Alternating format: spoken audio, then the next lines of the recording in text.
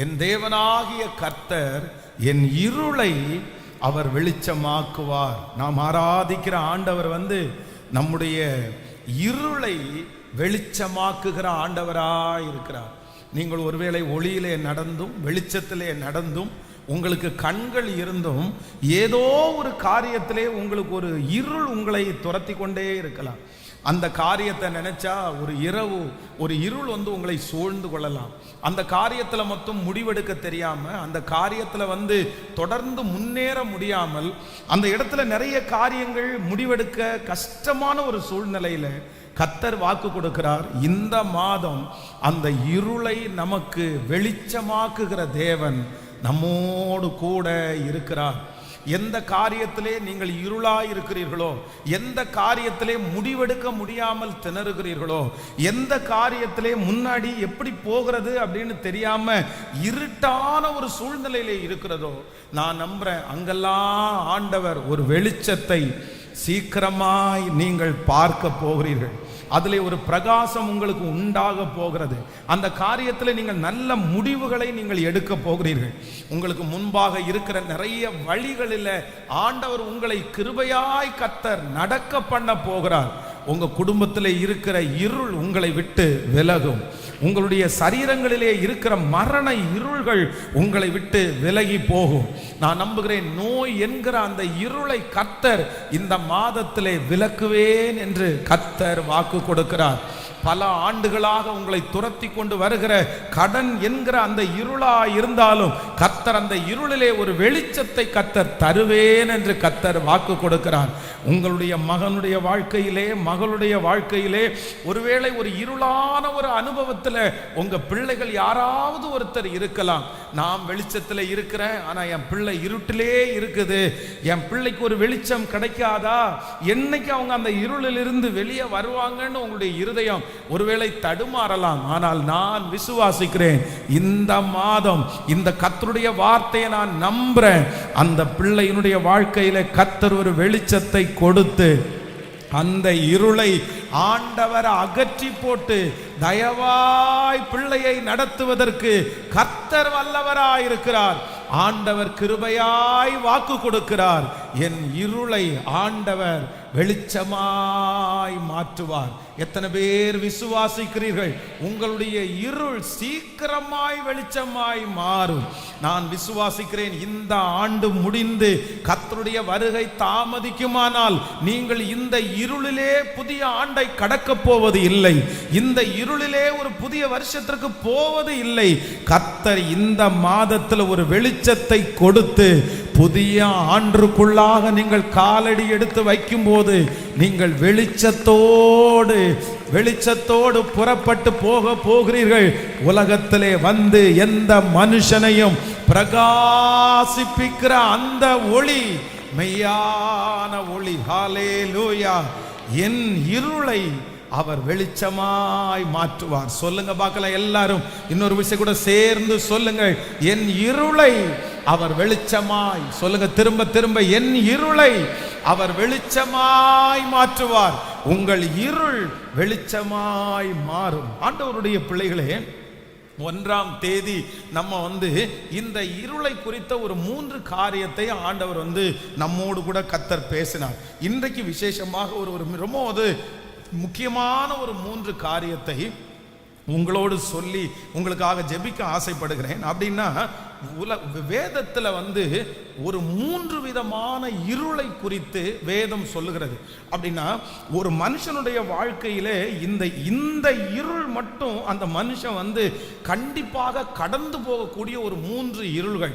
இந்த 3 இருள்கள் உங்களுடைய வாழ்க்கையில இருந்துச்சு அப்படின்னு சொன்னா, இன்றைக்கு அந்த இருளில் இருந்து ஒரு விடுதலையை கர்த்தர் கிருபையாய் நமக்கு தருவாராக. வாசிக்கலாம், ஒரு வசனத்தை வாசிக்கலாம். ஆதியாகமம், நம் 1ஆம் அதிகாரத்தினுடைய ஆதியாகமம் 1ஆம் அதிகாரத்தினுடைய 2வது வசனத்தை வாசிக்கலாமா? 2வது வசனத்தை வாசிக்கலாம். பூமி ஆனது ஒழுங்கின்மையும் வெறுமையுமாய் இருந்தது, ஆழத்தின் மேல் இருள் இருந்தது, தேவ ஆவியானவர் ஜலத்தின் மேல் அசைவாடி கொண்டிருந்தார். இன்னொரு விஷயம் கூட வாசிக்கலாம்.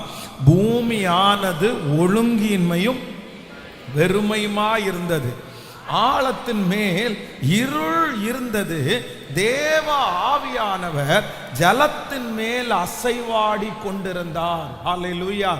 ஆண்டவருடைய பிள்ளைகளே, ஒன்று நினைத்துக் கொள்ளுங்கள். முதலாவதாக வேதத்திலே இங்கே ஒரு இருளை குறித்து ஆண்டவர் ரொம்ப அழகா எழுதி வைத்திருக்கிறார். ஆழத்தின் மேல் இருள் இருந்தது. ஆழத்தின் மேல் இருள் இருந்தது.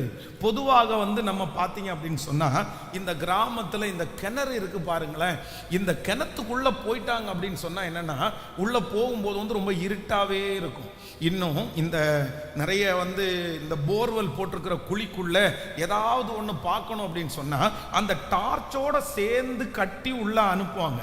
ஏன்னா நம்ம உள்ளுக்குள்ள போக போக போக பூமிக்கு அடியில போக போக அங்க வெளிச்சம் இருக்காது. அங்க என்னதான் இருக்கும்னா இருள் இருக்கும். ஆழத்திற்குள்ளே இருள் இருக்கும். எந்த அளவிற்கு ஒரு மனிதன் ஆழமான ஒரு இடத்திற்கு போகிறானோ அந்த இடத்துல அந்த மனுஷன் வெளிச்சத்தை பார்க்க முடியாது. அந்த இடத்துல அந்த மனுஷன் இருளை மட்டும்தான் பார்க்க முடியும். அப்போ நம்பர் 1, முதலாவதாக இருள் எங்கே இருக்குது அப்படின்னு சொன்னா ஆழத்திலே இருள் இருக்கிறது. ஒரு ஆண்டவருடைய பிள்ளை இதுல ரொம்ப கவனமா இருக்கணும். நீங்க எந்த காரியத்திலையும் ஒன்று நீங்கள் நினைத்துக் கொள்ளுங்கள், இந்த ஆழமா போனீங்க அப்படின்னு சொன்னா, ரொம்ப டீப்பா போனீங்கன்னு சொன்னா அந்த இடத்திலே வெளிச்சத்தையோ விசாலத்தையோ உயர்வையோ நீங்கள் ஒரு நாளும் பார்க்க மாட்டீர்கள். நீங்கள் எதைத்தான் பார்ப்பீங்க அப்படின்னு சொன்னா அந்த இடத்துல இருளை தான் நீங்க பார்ப்பீங்க. ஆண்டவருடைய பிள்ளையே, நம்முடைய ஆவியானவர் யார் அப்படின்னா அவர் நிதானத்தின் ஆவியானவர்.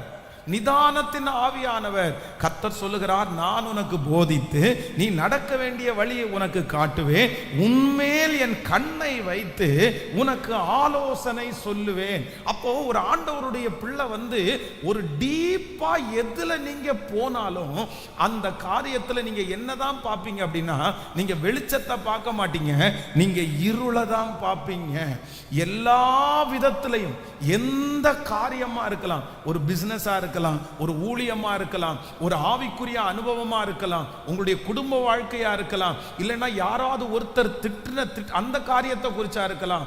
எல்லாத்துலயும் ஒரு தேவனுடைய பிள்ளைக்கு என்ன வேணும் அப்படின்னு சொன்னா ஒரு நிதானம் என்கிற ஒன்று அவசியமான ஒன்று. ஆமேன் சொல்லுங்கள். நம்ம எங்க வாழ்றோம்? நம்ம உலகத்துல தான் வாழ்றோம். நம்மளை சுற்றி மனிதர்கள் இருக்கிறார்கள், நம்மை சுற்றி சொந்தக்காரர்கள் இருக்கிறார்கள். நமக்கு கோபம் வருமானு கேட்டா கண்டிப்பா நமக்கு கோபம் வரணும். நமக்கு கோபம் வரும். உலகத்திலே இருக்கிறோம் ஆனால் நமக்கு கோபம் வரும். அதுதான் நார்மலான ஒரு பீப்புள். அப்போ ஆண்டவருடைய பிள்ளைகளே, நம்ம வானத்திலிருந்து குதிச்சவங்க கிடையாது. நம்மள ஆனா ஆண்டவர் பரலோக பரிசுத்தத்திற்கு நேராக நம்மை நகர்த்தி கொண்டு போகிறார்.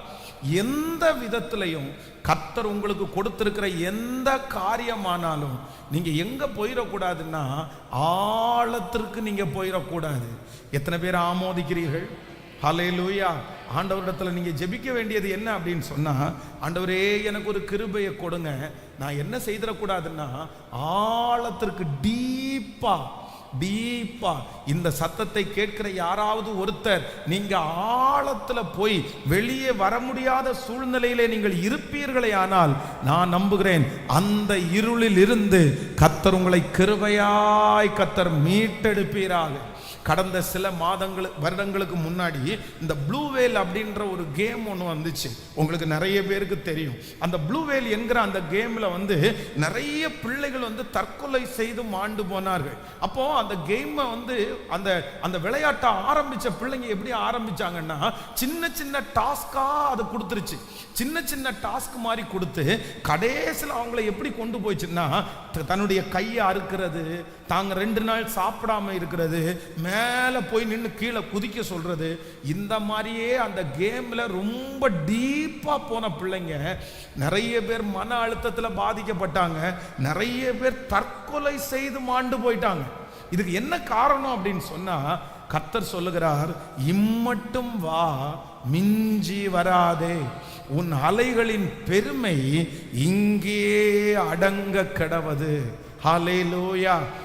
நீங்களும் நானும் எப்படிப்பட்ட பீப்புளா இருக்கணும் அப்படின்னு சொன்னா, நார்மலா நார்மலா ஆண்டவரே தராசு என்கிற ஒன்று நிற்கப்படுமானால் அந்த தராசுல நீங்க எப்படி இருக்கணும் அப்படின்னு சொன்னா சரிசமமா இருக்கணும், நீங்க பேலன்ஸ்டா இருக்கணும். இந்த ஆவிக்குரிய வாழ்க்கை எப்படி இருக்கணும் அப்படின்னு சொன்னா அதை ரொம்ப கணிச்சு நீங்க என்ன பண்ணணும்னா அதை பேலன்ஸ்டா நிக்கிறதுக்காக நீங்கள் கற்றுக்கொள்ளணும். பாருங்க, சிலர் ஆவிக்குரிய வாழ்க்கையில கூட பாத்தீங்கன்னா மனுஷிக பிரகாரமான சில காரியத்துல முக்கியத்துவம் கொடுத்து ரொம்ப டீப்பா போய் தங்களுடைய ஆவிக்குரிய வாழ்க்கையினுடைய அர்த்தமே தெரியாம போற அளவுக்கு மாத்திட்டாங்க. இப்போ ஒரு ஃபேமிலி இருக்குது, ஒரு கணவன் மனைவி இருக்கிறாங்க, பிள்ளைகள் இருக்கிறார்கள். இந்த பிள்ளைகளை வளர்த்துறதுல ஒரு ஆண்டவருடைய பிள்ளைகளுக்கு ஒரு ஞானம் வேணும். என்னன்னா அவனை ரொம்ப டீப்பா கொண்டு போக முடியாது. நீங்க கூட நிறைய பேர் ஆடியோல கேட்டிருப்பீங்க, எங்க அம்மாவும் எங்க அப்பாவும் என்ன ஒரு பொய் சொல்ல விடல, என்ன வசனத்தை வாசிக்காம சாப்பாடு கொடுக்கல, என்ன இப்படி கொடுமையா நடத்தினாங்க, அதனாலதான் நான் கிறிஸ்தவுக்கு விரோதமா எழும்புறேன்னு ஒருத்தர் பேட்டி கொடுத்திருந்தாரு. அப்படின்னா எல்லாரும் இந்த உலகத்துல யார் தானா? கர்த்தர் நம்மை மனிதர்களாய் கர்த்தர் வைத்திருக்கிறார். ஹல்லேலூயா. ஒரு 3 பேருடைய கையை பிடிச்சு சொல்லுங்க, எதுலையுமே ரொம்ப டீப்பா சொல்லுங்க, எதுலையுமே ரொம்ப டீப்பா போகாதீங்க. உங்களுக்கு என்ன முடியுமோ அதை செய்யுங்கள். ஏன்னா திராணிக்கு மேலாக சோதிக்கப்படுவதற்கு கர்த்தர் ஒரு நாளும் நம்மை விடுவதே இல்லை. எத்தனை பேர் ஆமோதிக்கிறீர்கள்? நம்முடைய பலன் இன்னதென்று கர்த்தர் அறிந்திருக்கிறார், நம்முடைய பலவீனம் இன்னதென்று கர்த்தர் அறிந்திருக்கிறார். எல்லாரும் சொல்லுங்க, ஆழத்திலே என்ன இருக்கு அப்படின்னு சொன்னா இருள் இருக்குது. சொல்லுங்க, ஆழத்துல என்ன இல்லை? ஆழத்துல என்ன இல்லை? வெளிச்சம் இல்லை. ஆழத்துல என்ன இருக்குது? இருள் இருக்குது. பைபிள் காலேஜ் ஒரு பைபிள் காலேஜ் படிக்கலாம், ஒரு பைபிள் காலேஜ் பிடிஹெச் படிக்கலாம், சோ இன்னொரு பைபிள் காலேஜ் படிக்கலாம், எம்டிஹெச் அந்த பைபிள் காலேஜ் கூட படிக்கலாம். ஆனா பைபிள் காலேஜே படிச்சுட்டு இருந்தா கடைசியில நிறைய பேர் என்ன சொல்லுவாங்க தெரியுமா?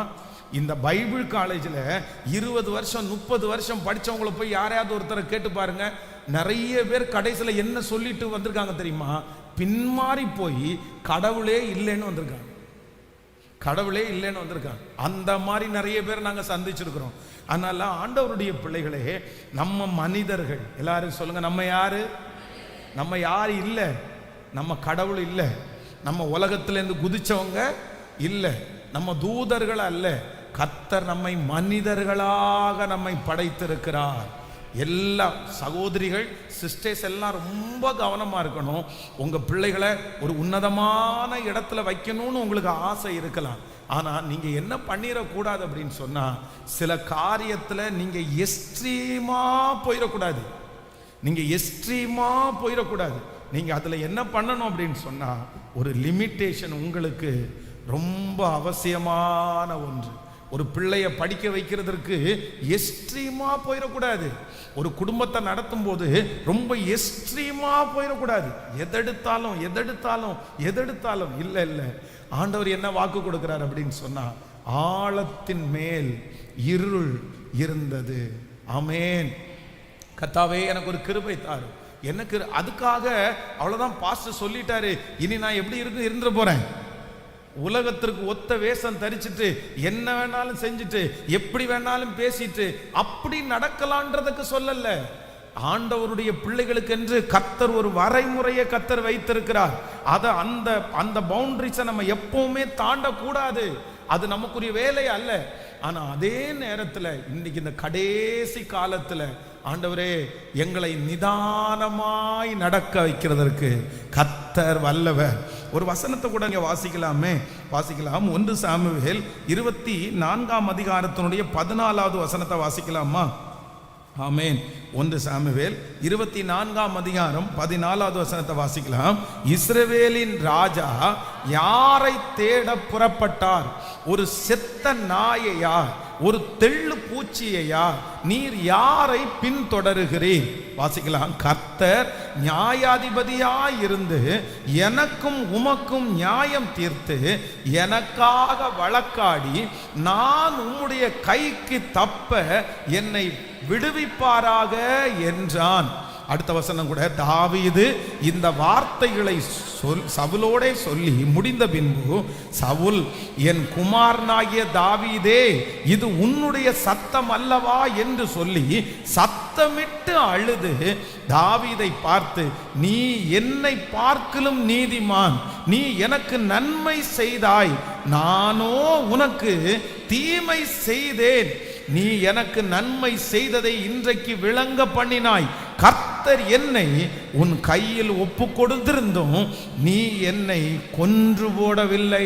கவனிங்க ஆண்டவருடைய பிள்ளைகளே, இந்த இடத்துல இந்த சவுல் என்ன பண்ணிட்டார் அப்படின்னு சொன்னா, வேற ஒன்றும் இல்லை. சில காரியத்தை இந்த மனுஷன் நார்மலா எடுத்திருக்கலாம்.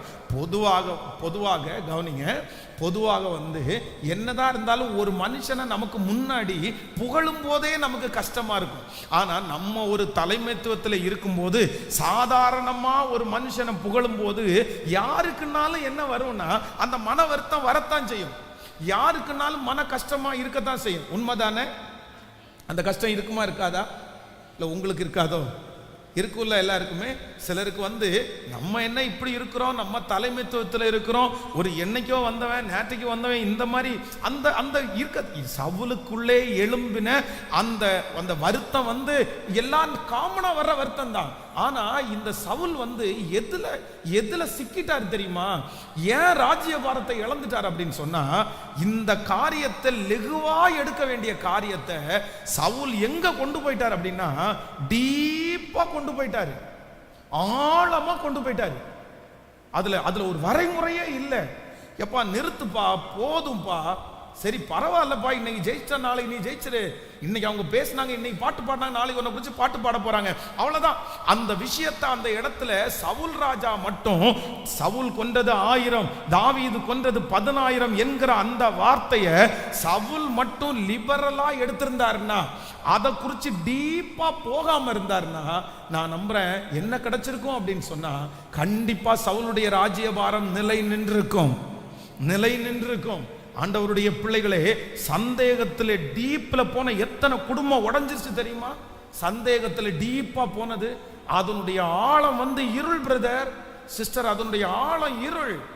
ஆவிக்குரிய வாழ்க்கையில ஒரு கணவன் மனைவி இருக்கிறாங்க அப்படின்னு சொன்னா, ஒரு கணவன் ஒரு வீட்டுக்கு தலை, ஒரு மனைவி ஒரு வீட்டுக்கு தலை. அப்போ நீங்க எப்படி இருக்கணும் அப்படின்னு சொன்னா, உங்க வீட்டையும் பார்க்கணும், அதே நேரத்தில் ஆவிக்குரிய வாழ்க்கையையும். சொல்லுங்க, நான் காலையிலிருந்து நைட் வரைக்கும் ஜோம் பண்ணுவேன், நைட்டிலிருந்து திருப்பி விடிய காலம் வரைக்கும் ஜோம் பண்ணுவேன். ஜூம் ப்ரேயர் இருக்குது, வாட்ஸ்அப் கால் ப்ரேயர் இருக்குது, மொபைலில் ப்ரேயர் இருக்குது, சர்ச்சில் ப்ரேயர் இருக்குது. அவ்வளோதான், நான் என்ன விட்டுருங்க அப்படின்னு கல்யாணம் பண்ணிட்டு சன்னியாசியா வீட்டுக்குள்ளே உட்கார முடியுமா? சன்னியாசி மாதிரி விட்டுருக்க முடியுமா? அந்த நேரத்தில் கணவன் சில கணவன் ஜெபம் பண்ணிட்டு இருக்கும்போது எப்படி டிஸ்டர்ப் பண்ணுறது அப்படின்னு கேட்டுட்டு, உடனே ஏன் பிசாசு மாதிரி கத்தாதீங்க, பிசாசு மாதிரி நிக்காதீங்க. பாருங்க, நான் ஜெபம் பண்ண உடனே ஆடுது பாருங்க, நான் ஜெபம் பண்ண உடனே பாருங்க அங்க எழும்புது பாருங்க. இது என்ன ஜெபம்? ஆண்டவர் எப்படி இப்படியா அனுமதிப்பார்? கிடையாது, அப்படி கிடையாது.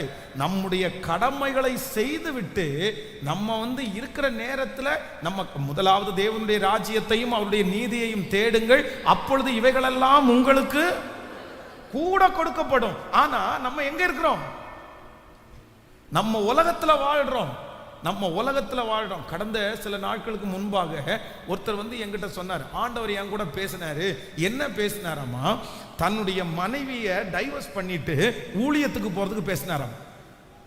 ஹலோ, எனக்கு இது எந்த ஆண்டவர்னு தான் கேட்டேன். நான் முதல்ல எடுத்த உடனே அவர்கிட்ட கேட்கிறேன், பிரதர் நீங்க சொல்ற ஆண்டவர் யாரு பிரதர், எனக்கு கொஞ்சம் சொல்லுங்க. இல்ல கர்த்தர் என் கூட தெளிவா பேசிட்டாரு, நீ இந்த மாதிரி ஒரு லேடியை கூட்டிட்டு நீ தெரியாத, நீ விட்டுரு, அதுக்கும் எனக்கும் சம்பந்தம் இல்லை, உனக்கு நான் தான் மணவாளன், நம்ம 2 பேரும் கல்யாணம் பண்ணிட்டோம்னாரு, நானும் ஆண்டவரும் கல்யாணம் பண்ணிட்டோம், அதனால இப்ப என் மனைவியை கலட்டி விடணும், என் மனைவி எனக்கு வேண்டாம் அப்படின்னு சொல்றேன்.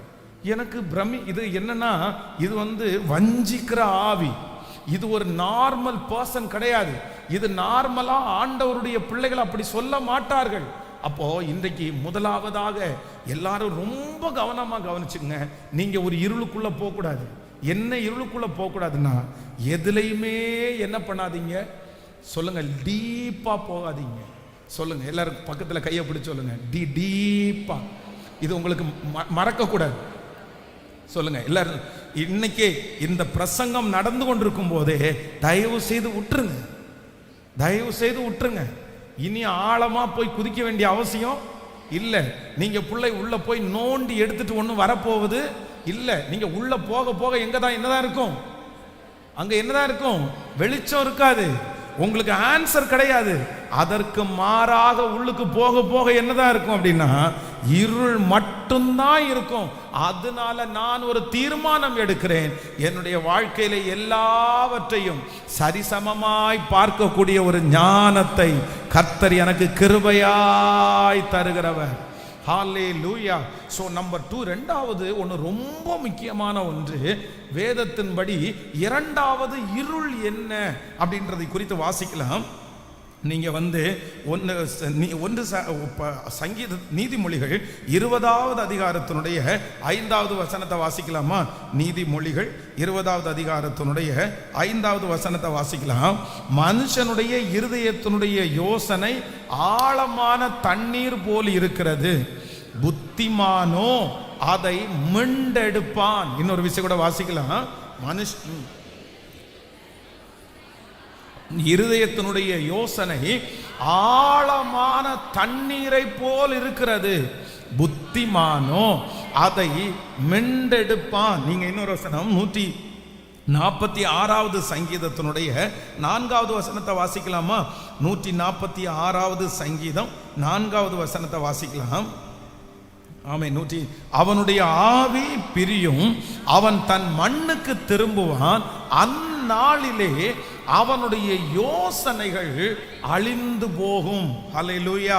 கர்த்தருடைய பிள்ளைகளே, இரண்டாவதாக ஒரு மனுஷனுடைய வாழ்க்கையிலே வருகிற இரண்டாவது இருள் அப்படின்னா, இந்த இருளிலிருந்து நீங்க கண்டிப்பா நீங்க வெளியே வரணும். அது எந்த இருள் அப்படின்னு சொன்னா, வேதம் சொல்லுகிறது யோசனையினால் உண்டாகிற இருள். யோசனையினால் உண்டாகிற இருள். அதைத்தான் நீதிமொழிகளில் நம்ம வாசிச்சோம். என்ன வாசிச்சோம்னா, ரொம்ப அழகா அந்த இடத்துல இருக்கிறது, அவனுடைய மனுஷனுடைய இருதயத்தினுடைய யோசனை ஆழமான தண்ணீரை போல் இருக்கிறது.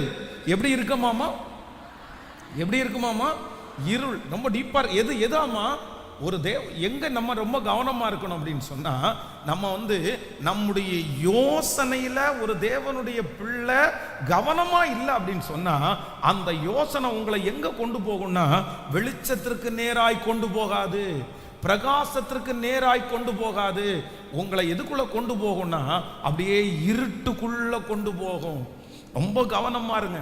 சிலர் பாருங்க, அப்படியே தேவையில்லாததை போட்டு ரொம்ப யோசிச்சுட்டே இருக்கிறாங்க. ரொம்ப கவனமா இருங்க. நீங்க இருளுக்கு போக ஆரம்பிச்சிட்டீங்க, அந்த இருளிலிருந்து நீங்க வெளியே வருவது ரொம்ப கடினமா போயிடும். ஆமென். மனிதனுடைய யோசனைகள் வீண் என்று கர்த்தர் அறிந்திருக்கிறார். பிள்ளைகளை குறித்து யோசிக்காதீங்க, கடனை குறித்து யோசிக்காதீங்க, எதிர்காலத்தை குறித்து அதிகமா யோசிக்காதீங்க. இப்பொழுது நீங்கள் கடந்து போகிற பிரச்சனையை குறித்து ரொம்ப யோசிக்க வேண்டாம். நான் நம்புகிறேன், அவர் உங்கள் விசாரிக்கிறவர் ஆனபடினால் உங்கள் கவலைகளை அவர் மேல் வைத்து விடுங்கள். நீங்கள் யோசிக்கிறதுனால அதில் எதையும் பண்ண முடியாது, யோசிக்கிறதுனால அந்த காரியத்தை மாற்ற முடியாது. ஆனா அதற்கு நேராக நீங்க லிமிட்டா என்ன பண்ணலாம்னு நினைச்சா போதும், அந்த காரியத்திலே பெரிய வெற்றியை கர்த்தர் கொடுக்கிறதற்கு கர்த்தர் வல்லவராய் இருக்கிறார். சில காரியத்தை குறித்து நம்ம என்ன பண்ணக்கூடாது அப்படின்னு சொன்னா, ரொம்ப என்ன பண்ணிடக்கூடாது சொல்லுங்க, நம்ம ரொம்ப யோசிக்க கூடாது. அப்படிதான் இந்த இப்ப ஜிஹெச் ஹாஸ்பிட்டல்ல அந்த இந்த நெருப்பு பட்டு கிடக்குறாங்க பாருங்க, அவங்கள சந்திக்க போறதற்காக ஒருத்தங்க ரொம்ப வருத்தமா கூப்பிட்டாங்க. எப்படியாவது நீங்க ஒரு ஜெபம் பண்ணிட்டு போனா நல்லா இருக்கும் அப்படின்னு சொல்லி. ஐயோ, இந்த ஜிஹெச் ஹாஸ்பிட்டல்ல எந்த டிபார்ட்மெண்ட் வேணாலும் போகலாம், ஆனா இந்த ஃபயர் ஆக்சிடென்ட்ல படுத்து கிடக்குறாங்க பாருங்க, அந்த டிபார்ட்மெண்ட் மட்டும் போகவே கூடாது. ரொம்ப கொடுமையான இது. அங்க என்ன சத்தம் கேட்கும் அப்படின்னா, நர்ஸ் உள்ள வந்துட்டாங்கன்னா அங்க 4-5 பேர் கத்துவாங்க, எங்களை ஊசி போட்டு கொன்றுங்க. நான் உள்ள போகும்போதே பாத்தீங்கன்னா 4-5 பேரு, ஐயா என்னை கொல்ல சொல்லுங்களேன், என்னை கொன்றுங்களேன், என்னை கொன்னா உங்களுக்கு புண்ணியம் கிடைக்கும், என்னை கொன்னா உங்க பிள்ளைங்க நல்லா இருப்பாங்க. ஏன்னா அந்த வலி அவங்களால தாங்க முடியல. அப்போ அங்க வந்து ஜெபிக்க போனது ஒரு பெண்ணுக்காக. அந்த பிள்ளைய வந்து வாழை இலையில படுக்க வச்சிருக்காங்க. அப்படியே உடம்பெல்லாம் அப்படியே வெந்து, ஐயோ ரொம்ப கொடுமையான ஒரு வார்த்தை. அந்த பிள்ளையும் அப்படிதான் சொல்லுது, என்ன ஆண்டவர் எடுத்துக்கணும், என்னை கொன்றுங்க, எனக்கு சாவு வந்தா பரவாயில்ல அப்படின்னு தான் ஜோம் பண்ணவே சொல்றாங்க. ஏன், என்ன ஆச்சு உனக்கு, என்ன பிரச்சனை அப்படின்னு கேட்டா, ஒண்ணுமே இல்லை, கணவன் மனைவிக்குள்ள ஒரு சண்டை வருது.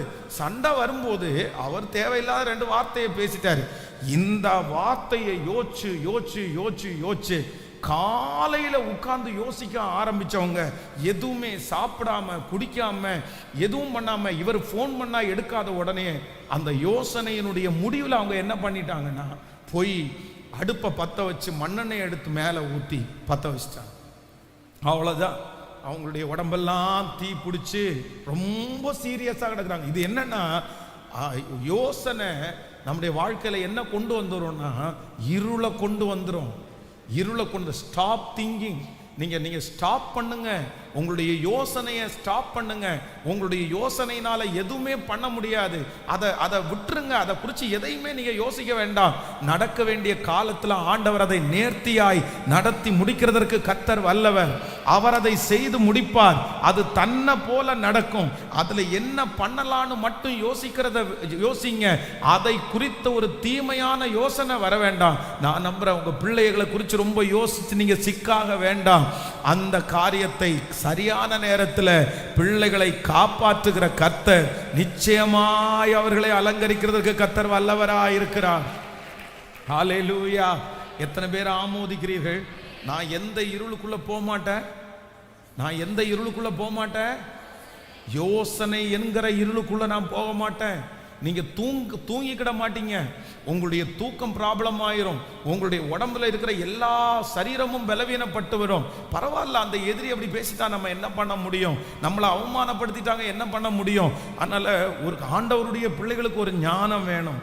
என்ன ஞானம் வேணும் அப்படின்னு சொன்னா, நானா இருளுக்குள்ள போய் குதிச்சிடக்கூடாது. நீங்க எப்படி இருந்தா இருளுக்குள்ள குதிச்சிருவீங்க அப்படின்னு சொன்னா, மனுஷனுடைய யோசனை அவனை எங்க கொண்டு போயிடும் அப்படின்னு சொன்னா, இருளுக்குள்ளேயே கொண்டு போயிடும்.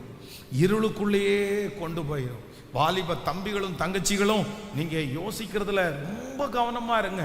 உங்க எதிர்காலத்தை குறித்து ரொம்ப யோசிச்சு நீங்க குழப்ப வேண்டாம். நான் நம்புறேன், உன்னுடைய கைகளை நீ திடப்படுத்து. கர்த்தர் உன்னை, எதிர்காலத்தை கர்த்தர் ஆசீர்வதிப்பார். உனக்கு ஒரு நல்ல எதிர்காலம் அமையும். உனக்கு ஏற்ற நேரத்தில் கர்த்தர் திருமண காரியங்களை கர்த்தர் கைகூடி வர பண்ணுவார். அவரால் முடியாதது என்று ஒன்றுமே இல்லை, ஒன்றுமே இல்லை. சில ஒரு சம்பவத்தை வாசிக்கலாமே. நீங்க ஒரு சம்பவத்தை வாசிக்கலாம். ஆமென். நீங்கள் யோவான் எழுதின சுவிசேஷம் 2 சாமுவேல்ல 17ஆம் அதிகாரத்தினுடைய 23வது வசனத்தை வாசிக்கலாமா? 2 சாமுவேல் 17ஆம் அதிகாரத்தினுடைய 23வது வசனத்தை வாசிக்கலாம். அகித்தோப்பேல் தன் யோசனையின்படி நடக்கவில்லை என்று கண்டபோது தன் கழுதையின் மேல் சேணம் வைத்து ஏறி தன் ஊரில் இருக்கிற தன் வீட்டுக்கு போய் தன் வீட்டு காரியங்களை ஒழுங்குபடுத்தி நாண்டு கொண்டு செத்தான். அவன் தகப்பன் கல்லறையிலே அவனை அடக்கம் பண்ணினார்கள். கவனிங்க, இங்க ஒரு மனுஷன் சூசைட் பண்ணி செத்து போறாரு. வீட்டு காரியத்தை ஒழுங்குபடுத்தி, வேதம் சொல்லுது, அவன் ஏறி போய் தன் வீட்டு காரியங்களை ஒழுங்குபடுத்தி நாண்டு கொண்டு, அப்படின்னா தூக்குல மாட்டி ஒருத்தர் சாகுறாரு. இந்த தூக்குல மாட்டி சாகுற இந்த மனுஷன் யாரு? இது ஒரு கடங்காரனா? இல்ல அப்படின்னு சொன்னா சமுதாயத்துல யாருமே கண்டுக்காதவனா? இல்ல உடம்புல நோயோட இருக்கிற மனுஷனா? கிடையாது. இந்த அகித்தோப்பேல் யார் அப்படின்னா, இவன் தேவ தூதனை போல ஆலோசனை சொல்லுகிறவன். தேவ தூதனை போல அவ்வளவு ஒரு ஞானமுள்ள மனுஷன். ராஜாவுக்கே கவுன்சிலிங் கொடுக்கிற ஒரு மனுஷன். ஆனா என்ன ஆச்சு அப்படின்னு சொன்னா, தாவீதுனுடைய காலத்துல இவனுடைய பேர் ரொம்ப ஃபேமஸா இருந்துச்சு. தாவீது இவனை தன்னுடைய பக்கத்திலேயே வச்சிருக்கிறாரு. ஆனா தாவீது காலம் முடியுதுன்னு இவனா கெஸ் பண்ணிட்டு அவருடைய மகனாகிய அப்சலோமிடத்துல போய் சேர்ந்துட்டான். அப்சலோமிடத்துல யாரு இருந்ததை குறிச்சும் தாவீது பயப்படல. அப்சலோமு கூட எத்தனையோ பேர் இருந்தாங்க. ஆனா தாவீதுக்கு அது யாவரை குறிச்சும் கவலை இல்லை. ஆனா இந்த அகித்தோப்பேல் அப்சலோமோட சேர்ந்துட்டான்னு சொன்ன உடனே தாவீதுக்கு ரொம்ப பயமாகுது. என்ன, ஐயோ இவன் ரொம்ப ரொம்ப நல்ல ஆளாச்சே, அப்படின்னா ரொம்ப நல்ல ஞானியாச்சே, இவன் சொன்னா அப்படியே நடக்குமே, அகித்தோப்பேல் சேர்ந்துட்டான்னு சொன்ன உடனே தாவீது கையை உயர்த்தி ஜெபம் பண்ண ஆரம்பிச்சாரு. அகித்தோப்பேலின் ஆலோசனையை பைத்தியமாக்குவீராக, அகித்தோப்பேலின் ஆலோசனையை பைத்தியமா. ஏன்னா ஒரு பெரிய ஞானி போய் சேர்ந்திருக்கிறான்ப்பா. ஆனா என்ன நடந்துச்சு அப்படின்னா, இந்த அப்சலோம் இந்த அகித்தோப்பேலுடைய வார்த்தைய டக்குன்னு ரிஜெக்ட் பண்ணிட்டார், கேட்கவே இல்லை. தாவீது இவனை ரொம்ப மதிச்சிட்டான், மகனாகிய அப்சலோம் ரொம்ப மதிப்பான்னு நினைச்சிட்டான். இப்ப என்ன பண்ணலன்னா மதிப்பு கிடைக்கல, அவனுடைய ஆலோசனையை ஏத்துக்கவே இல்லை. தன்னுடைய வாழ்க்கையில the first time ரிஜெக்ஷன், முதல் டைம் ரிஜெக்ஷன். இதுவரையிலும் அகித்தோப்பேல் ரிஜெக்ஷனை பார்த்ததே இல்லை. இன்னைக்கு நான் சொல்லுவேன், சில பிள்ளைகளுக்கு பெற்றோர்கள் இதுல நீங்க ரொம்ப கவனமா இருங்க. ஏதாவது ஒரு இடத்துல உங்க பிள்ளைகளுக்கு ஒரு ரிஜெக்ஷன் வரும்போது உங்க பிள்ளைகளை உடனே அந்த இடத்துல இருந்து எடுத்துட்டு போய் இன்னொரு இடத்துல சேர்க்காதீங்க. நீ அவங்கள்ட்ட சேராத மகளே, நீ அங்க போகாதேன்னு சொல்லாதீங்க. உங்க பிள்ளைங்க எதுக்கு பழகணும் தெரியுமா? எல்லாத்துக்கும் பழகிறது போல ரிஜெக்ஷனுக்கு உங்க பிள்ளைங்க பழகணும். உங்க பிள்ளைகளை 4 பேர் வேண்டான்னு சொல்லணும், அது நல்லது. உங்க பிள்ளைகளை 4 பேர் நீ இதுக்கு உள்ள இருக்க மாட்டேன் அந்த மாதிரி உங்க பிள்ளைங்க உங்கள்கிட்ட சொல்லும் போது நீங்க வருத்தப்படாதீங்க. நான் நம்புறேன் கர்த்தர் அந்த பிள்ளைய மோல்டு பண்ணிட்டு இருக்கிறாரு, அந்த பிள்ளைய ஆண்டவர் உருவாக்கிட்டு இருக்கிறாரு. அது அந்த பிள்ளைக்கு எதிர்காலத்துல நல்லா இருக்கும். இந்த அகித்தோப்பேலுக்கு எங்கேயுமே ரிஜெக்ஷன் இல்லை. இதுவரைக்கும் அவனுடைய ஆலோசனையை யாருமே ரிஜெக்ட் பண்ணல, எந்த இடத்துலையும் தோற்று போனதுனால இப்போ ஃபர்ஸ்ட் டைம் இந்த ரிஜெக்ஷன் ஒன்று வரும்போது இவரால் என்ன பண்ண முடியல, தாங்கவே முடியல, ரொம்ப கஷ்டமாயிருச்சு. என்ன பண்ணுவேன் யோசிக்க ஆரம்பிச்சிட்டாரு. ஐயோ நம்ம தப்பு பண்ணிட்டோம், நம்ம இந்த பையனோட சேர்ந்துட்டோம், நம்ம ஏன் சேர்ந்துட்டோம், நம்ம முட்டாள் வேலை பார்த்துட்டோம், நம்ம அசுத்தமான வேலை பார்த்துட்டோம், நம்ம அங்கேயே இருந்திருக்கலாமே, இனி என்ன பண்றது, இனி யார் நம்மளை மதிப்பா, இவனே நம்மளை மதிக்கல, நம்முடைய வேல்யூ என்னன்னு இவனுக்கு தெரியல. இந்த மாதிரி யோசிச்சு யோசிச்சு யோசிச்சு யோசிச்சு யோசிச்சு அவர் எங்க போனாரு தெரியுமா? அப்படியே கொஞ்சம் கொஞ்சமா எங்க போனாருன்னா இருளை நோக்கி டிராவல் பண்ண ஆரம்பிச்சிட்டாரு. இப்போ ஒரு முடிவு எடுத்துட்டாரு, 100% அவருடைய உச்ச தலையிலிருந்து உள்ளங்கால் வரைக்கும் அந்த யோசனை அவரை இருளா மாத்தி இப்போ சூசைட் பண்றதுக்கு, தற்கொலை பண்றதற்கு தன்னுடைய வீட்டில் போய் சுருக்கு மாட்டி அந்த மனுஷன் செத்து போனான் என்று வேதம் சொல்லுது. யாரோ ஒருத்தருக்கு ஆண்டவர் பேசுறாரு, யாருக்காகன்னு தெரியல. மகளே நீ இருளுக்குள்ள போகாதீங்க, மகனே நீங்க இருளுக்குள்ள போகாதீங்க, கர்த்தர் கொடுத்திருக்கிற சிந்தையை வேஸ்ட் பண்ணாதீங்க, கர்த்தர் கொடுத்திருக்கிற எண்ண அலைய வேஸ்ட் பண்ணாதீங்க. அந்த அனுபவத்திற்குள்ள போனவன் நான் சொல்றேன், அப்படிப்பட்ட ஒரு இருளுக்குள்ளே நானே போயிட்டேன். கர்த்தர் எனக்கு எல்லாம் தந்திருந்தாரு, ஆண்டவர் எனக்கு தராதது ஒண்ணுமே இல்லை. ஆண்டவர் என்ன நல்லா வச்சிருந்தாரு, என்னுடைய வயசுல ஆண்டவர் என்ன ரொம்ப அழகாதான் நடத்தினாரு. ஆனா நானா தேவையில்லாம ரொம்ப யோசிக்க ஆரம்பிச்சேன், என்னென்னமோ யோசிக்க ஆரம்பிச்சேன். என் வாழ்க்கையை குறித்து சரியா எனக்கு பேலன்ஸ் பண்ண தெரியல. வாழ்க்கைன்னா இப்படிதான் இருக்கும், எல்லாரும் இப்படிதான் இருப்பாங்கன்னு எனக்கு பேலன்ஸ் பண்ண தெரியல. யோசிக்க ஆரம்பிச்சேன், ரொம்ப ரொம்ப யோசிக்க ஆரம்பிச்சேன், எதிர்காலத்தை குறித்து யோசிக்க ஆரம்பிச்சேன். கடைசியில் நான் எங்க போனேன்னு தெரியுமா? யோசிச்சு யோசிச்சு யோசிச்சு ஒரு பொல்லாத இருளுக்குள்ள நான் போயிட்டேன். அந்த இருளிலிருந்து என்னமோ தெரியல, அவர் என் மேல வச்ச பெரிய இரக்கம், அந்த இருளிலிருந்து கர்த்தர் என்னை வெளியே கொண்டு வந்தார். ஆனா பிரதர் சிஸ்டர், என்ன மாதிரி இருளுக்குள்ள போன நிறைய பேரு இன்னைக்கும் எங்க இருந்து வெளியே வரல தெரியுமா? அந்த இருளிலிருந்து அவங்களால வெளியே வர முடியல, நிறைய பேரால வெளியே வர முடியல. அந்த இருள் அவங்கள என்னவா மாத்துச்சுன்னா பைத்தியக்காரங்களா மாத்திருச்சு. அந்த இருள் அவங்களுடைய மெமரியை ஃபுல்லா லாஸ் பண்ணி விட்டுருச்சு. அந்த இருள் அவங்கள 15 வருஷத்துக்கு பின்னாடி கொண்டு போய் தள்ளிருச்சு. அந்த இருளிலிருந்து வெளியே வர முடியாம சைக்காலஜிக்கலா பாதிக்கப்பட்டு மனநலம மருத்துவரிடத்துல போய் ட்ரீட்மெண்ட் பார்த்து அதுலயும் சரியாகாம பைத்தியக்காரன் பைத்தியக்காரி என்கிற லிஸ்டுக்குள்ள போன நிறைய பேர் என் கண்களில் பார்த்துருக்கிறேன். காரணம் என்ன தெரியுமா? யோசனைக்குள்ள என்ன இருக்குது? யோசனைக்குள்ள என்ன இருக்குது? சத்தமா சொல்லுங்க. ஒரு 3 பேருடைய கையை பிடிச்சி சொல்லுங்க, யோசனைக்குள்ள இருள் இருக்குது. நல்லா உரைக்கிறது மாதிரி சொல்லுங்க, மண்டையை தட்டி சொல்லுங்க, யோசனைக்குள்ள என்ன இருக்கு? கேட்கல? வெளிச்சம் இல்லை, வெளிச்சம் இல்லை. யோசனைக்குள்ள வெளிச்சம் இல்ல. யோசனைக்குள்ள என்ன இருக்கு? போகாதீங்க, அந்த இருளுக்குள்ள போகாதீங்க. அந்த இருளுக்கு உங்களுக்கு மிஞ்சி யோசிக்காதீங்க, உங்க திராணிக்கு மிஞ்சி யோசிக்காதீங்க. பரவாயில்ல, கர்த்தர் கொடுத்தார், கர்த்தர் எடுத்தார். கர்த்தருடைய நாமத்திற்கு ஸ்தோத்திரம். கர்த்தர் கொடுத்தார், அவர்தான் கொடுத்தார், அவர்தான் நடத்தினார், அவரே இனி நடத்துவதற்கு கர்த்தர் வல்லவராய் இருக்கிறார். ஆமென் சொல்லுங்கள். ஒரு சம்பவத்தை கூட சொல்லி அடுத்த காரியத்திற்கு போறேன். நீங்கள் யாக்கோபை குறித்து வேதத்தில் வாசிக்கப்படும். இப்போ யாக்கோபினிடத்துல கொண்டு வந்து அவனுடைய பிள்ளைகள் என்ன கொடுக்குறாங்க? ஒரு பலவர்ண அங்கியை கொடுத்துருக்கிறாங்க. இந்த பலவர்ண அங்கிய யாக்கோபனுடைய கையில கொடுத்து பிள்ளைகள் தகப்பனாரை பார்த்து என்ன வார்த்தை கேட்கிறாங்க அப்படின்னா, வேற ஒன்றும் கேட்கல, இது உம்முடைய குமாரனுடைய அங்கிதானோ பாரு. என்ன சொல்றாங்க? இது உம்முடைய குமாரனுடைய அங்கிதானோ பாரு. ஆனா அந்த அந்த அந்த அந்த ட்ரெஸ் எதுல நனைஞ்சிருக்குது சொல்லுங்க? அந்த ட்ரெஸ் ரத்தத்துல நனைஞ்சிருக்குது. அதுல அந்த ட்ரெஸ் நிறைய கிழிஞ்சிருக்குது. கிழிஞ்சு அந்த ட்ரெஸ் ரத்தத்துல நனைஞ்சிருக்குது. அந்த ரத்தம் யாருடைய ரத்தம்? யோசேப்பினுடைய ரத்தமா? அந்த ரத்தம் யாருடைய ரத்தம்?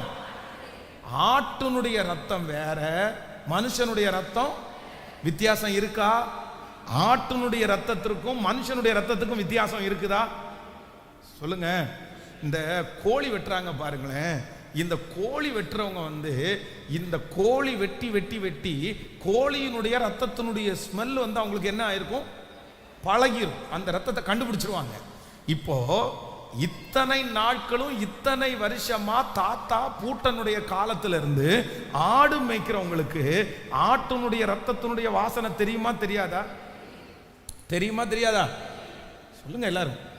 தெரியும். இப்போ கையில கொண்டு ஒரு பலவர்ண அங்கிய ஆட்டினுடைய ரத்தத்தை தோய்த்து கொண்டு கையில கொடுக்கும் போது நமக்கு அந்த ஸ்மெல்ல பார்த்தா தெரியுமா தெரியாதா? இப்ப யாக்கோபு என்ன சொல்றாருன்னா, அவர்கிட்ட இது பீருண்டு போயிட்டான் அதெல்லாம் சொல்லல. யாக்கோபனுடைய கையில அது கொடுத்து உம்முடைய குமாரனுடைய அங்கி. உடனே இந்த யாக்கோபு என்ன சொல்றாரு அப்படின்னா, எதையுமே கேட்கல. அப்படியாப்பா, கொண்டு வாங்க, பிரிச்சு பார்க்கலாம், மோந்து பார்க்கலாம். இது என் பிள்ளையினுடைய ரத்தம் மாதிரி தெரியலையே, இது ஆட்டினுடைய ரத்தம் மாதிரி தெரியுது. இப்படின்னு ஒரு போடு போட்டிருந்தா நான் நம்புறேன் அங்க வந்த அத்தனை பேருடைய வயிற்றுலையும் புளி கரைச்சிருக்காது. சொல்லுங்க. ஆனா யோசேப்பு அதுக்கு மாறா என்ன பண்றாரு தெரியுமா? ஐயோன்னு தலையில அடிச்சிட்டு யாக்கோபு அதை கண்டு 37ஆம் அதிகாரம் 33வது வசனம், இது என் குமாரனுடைய அங்கிதான், ஒரு துஷ்ட மிருகம் அவனை பட்சித்து போட்டது. யோசேப்பு பீருண்டு போனான் என்று புலம்பி, அடுத்த வசனம், தன் வஸ்திரங்களை கிழித்து தன் அறையிலே ரட்டை கட்டி கொண்டு அநேக நாள் தன் குமாரனுக்காக துக்கித்து கொண்டிருந்தான். அடுத்த வசனத்தை கூட வாசிக்கலாம். அவனுடைய குமாரர் குமாரத்திகர் எல்லாரும் அவனுக்கு ஆறுதல் சொல்ல நின்றார்கள். ஆனாலும் அவன் ஆறுதலுக்கு இடம் கொடாமல், நான் துக்கத்தோடே என் குமாரனிடத்திலே பாதாளத்தில் இறங்குவேன் என்றான். இவ்விதமாய் அவனுடைய தகப்பன் அவனுக்காக அழுது கொண்டிருந்தான். ஹலோ, கவனிக்கிறீங்களா? ஆண்டவருடைய பிள்ளைகளே, மகன் உயிரோடு இருக்கிற மகன் இறந்து போகல, இறந்து போகாத ஒரு மகனுக்காக தேவையில்லாம யோசிச்சு இந்த வஸ்திரத்தை பார்த்த உடனே உட்கார்ந்து அப்படியே கொடிகட்டி பறக்குது. என்னது சொல்ல, என்ன பறக்குது? யோசனை. இந்த யோசனையை பொறுத்த வரைக்கும் இது ஒரு பெரிய எக்ஸ்பிரஸ் மாதிரி. எங்க போகும் தெரியுமா? இது ஆரம்பிச்சு விட்டீங்கன்னு வச்சுக்கோங்களேன், எத்தனை கிலோமீட்டர் ஸ்பீட்ல போகும் தெரியுமா? ஃப்ளைட்டை விட வேகமா போகும், ட்ரெயினை விட வேகமா போகும். நீங்க அமெரிக்காவுக்கு ஃப்ளைட்ல போயிட்டு வந்துருக்கீங்கன்னு வைங்களேன், எத்தனை மணி நேரத்தில் போவீங்க தெரியுமா? குறைஞ்சது 24 மணி நேரத்தில் போவீங்கன்னு வச்சுக்கோங்களேன் அமெரிக்காவுக்கு. ஆனா நீங்க கோயம்புத்தூர்ல உட்கார்ந்து அமெரிக்காவுக்கு 24 மணி நேரம் இல்ல 24 செகண்டுக்குள்ள போயிருவீங்க. எதுல சொல்லுங்க? இந்த யோசனை எவ்வளவு ஃபாஸ்ட் தெரியுமா? எவ்வளவு ஃபாஸ்ட் தெரியுமா? இந்த யோசனையினுடைய டெஸ்டினேஷனை, இதனுடைய வேகத்தை இந்த உலகத்துல இருக்கிற எந்த மனிதனாலையும் கணிக்கவே முடியாது. செகண்ட்ல பல கிலோமீட்டர் டிராவல் பண்ணும். அவ்வளவு பவர்ஃபுல் என்னது இந்த யோசனை. அப்போ இந்த யோசனைய நீங்க சரியா கையாளலைன்னா இந்த யோசனை உங்களை எங்க கொண்டு போய் விட்டுரும் அப்படின்னு சொன்னா இருளுக்குள்ள. சமீப காலமாய் நான் இதுக்காக ஜெபம் பண்றேன், ரொம்ப ஆதங்கத்தோட இருக்கிறேன்.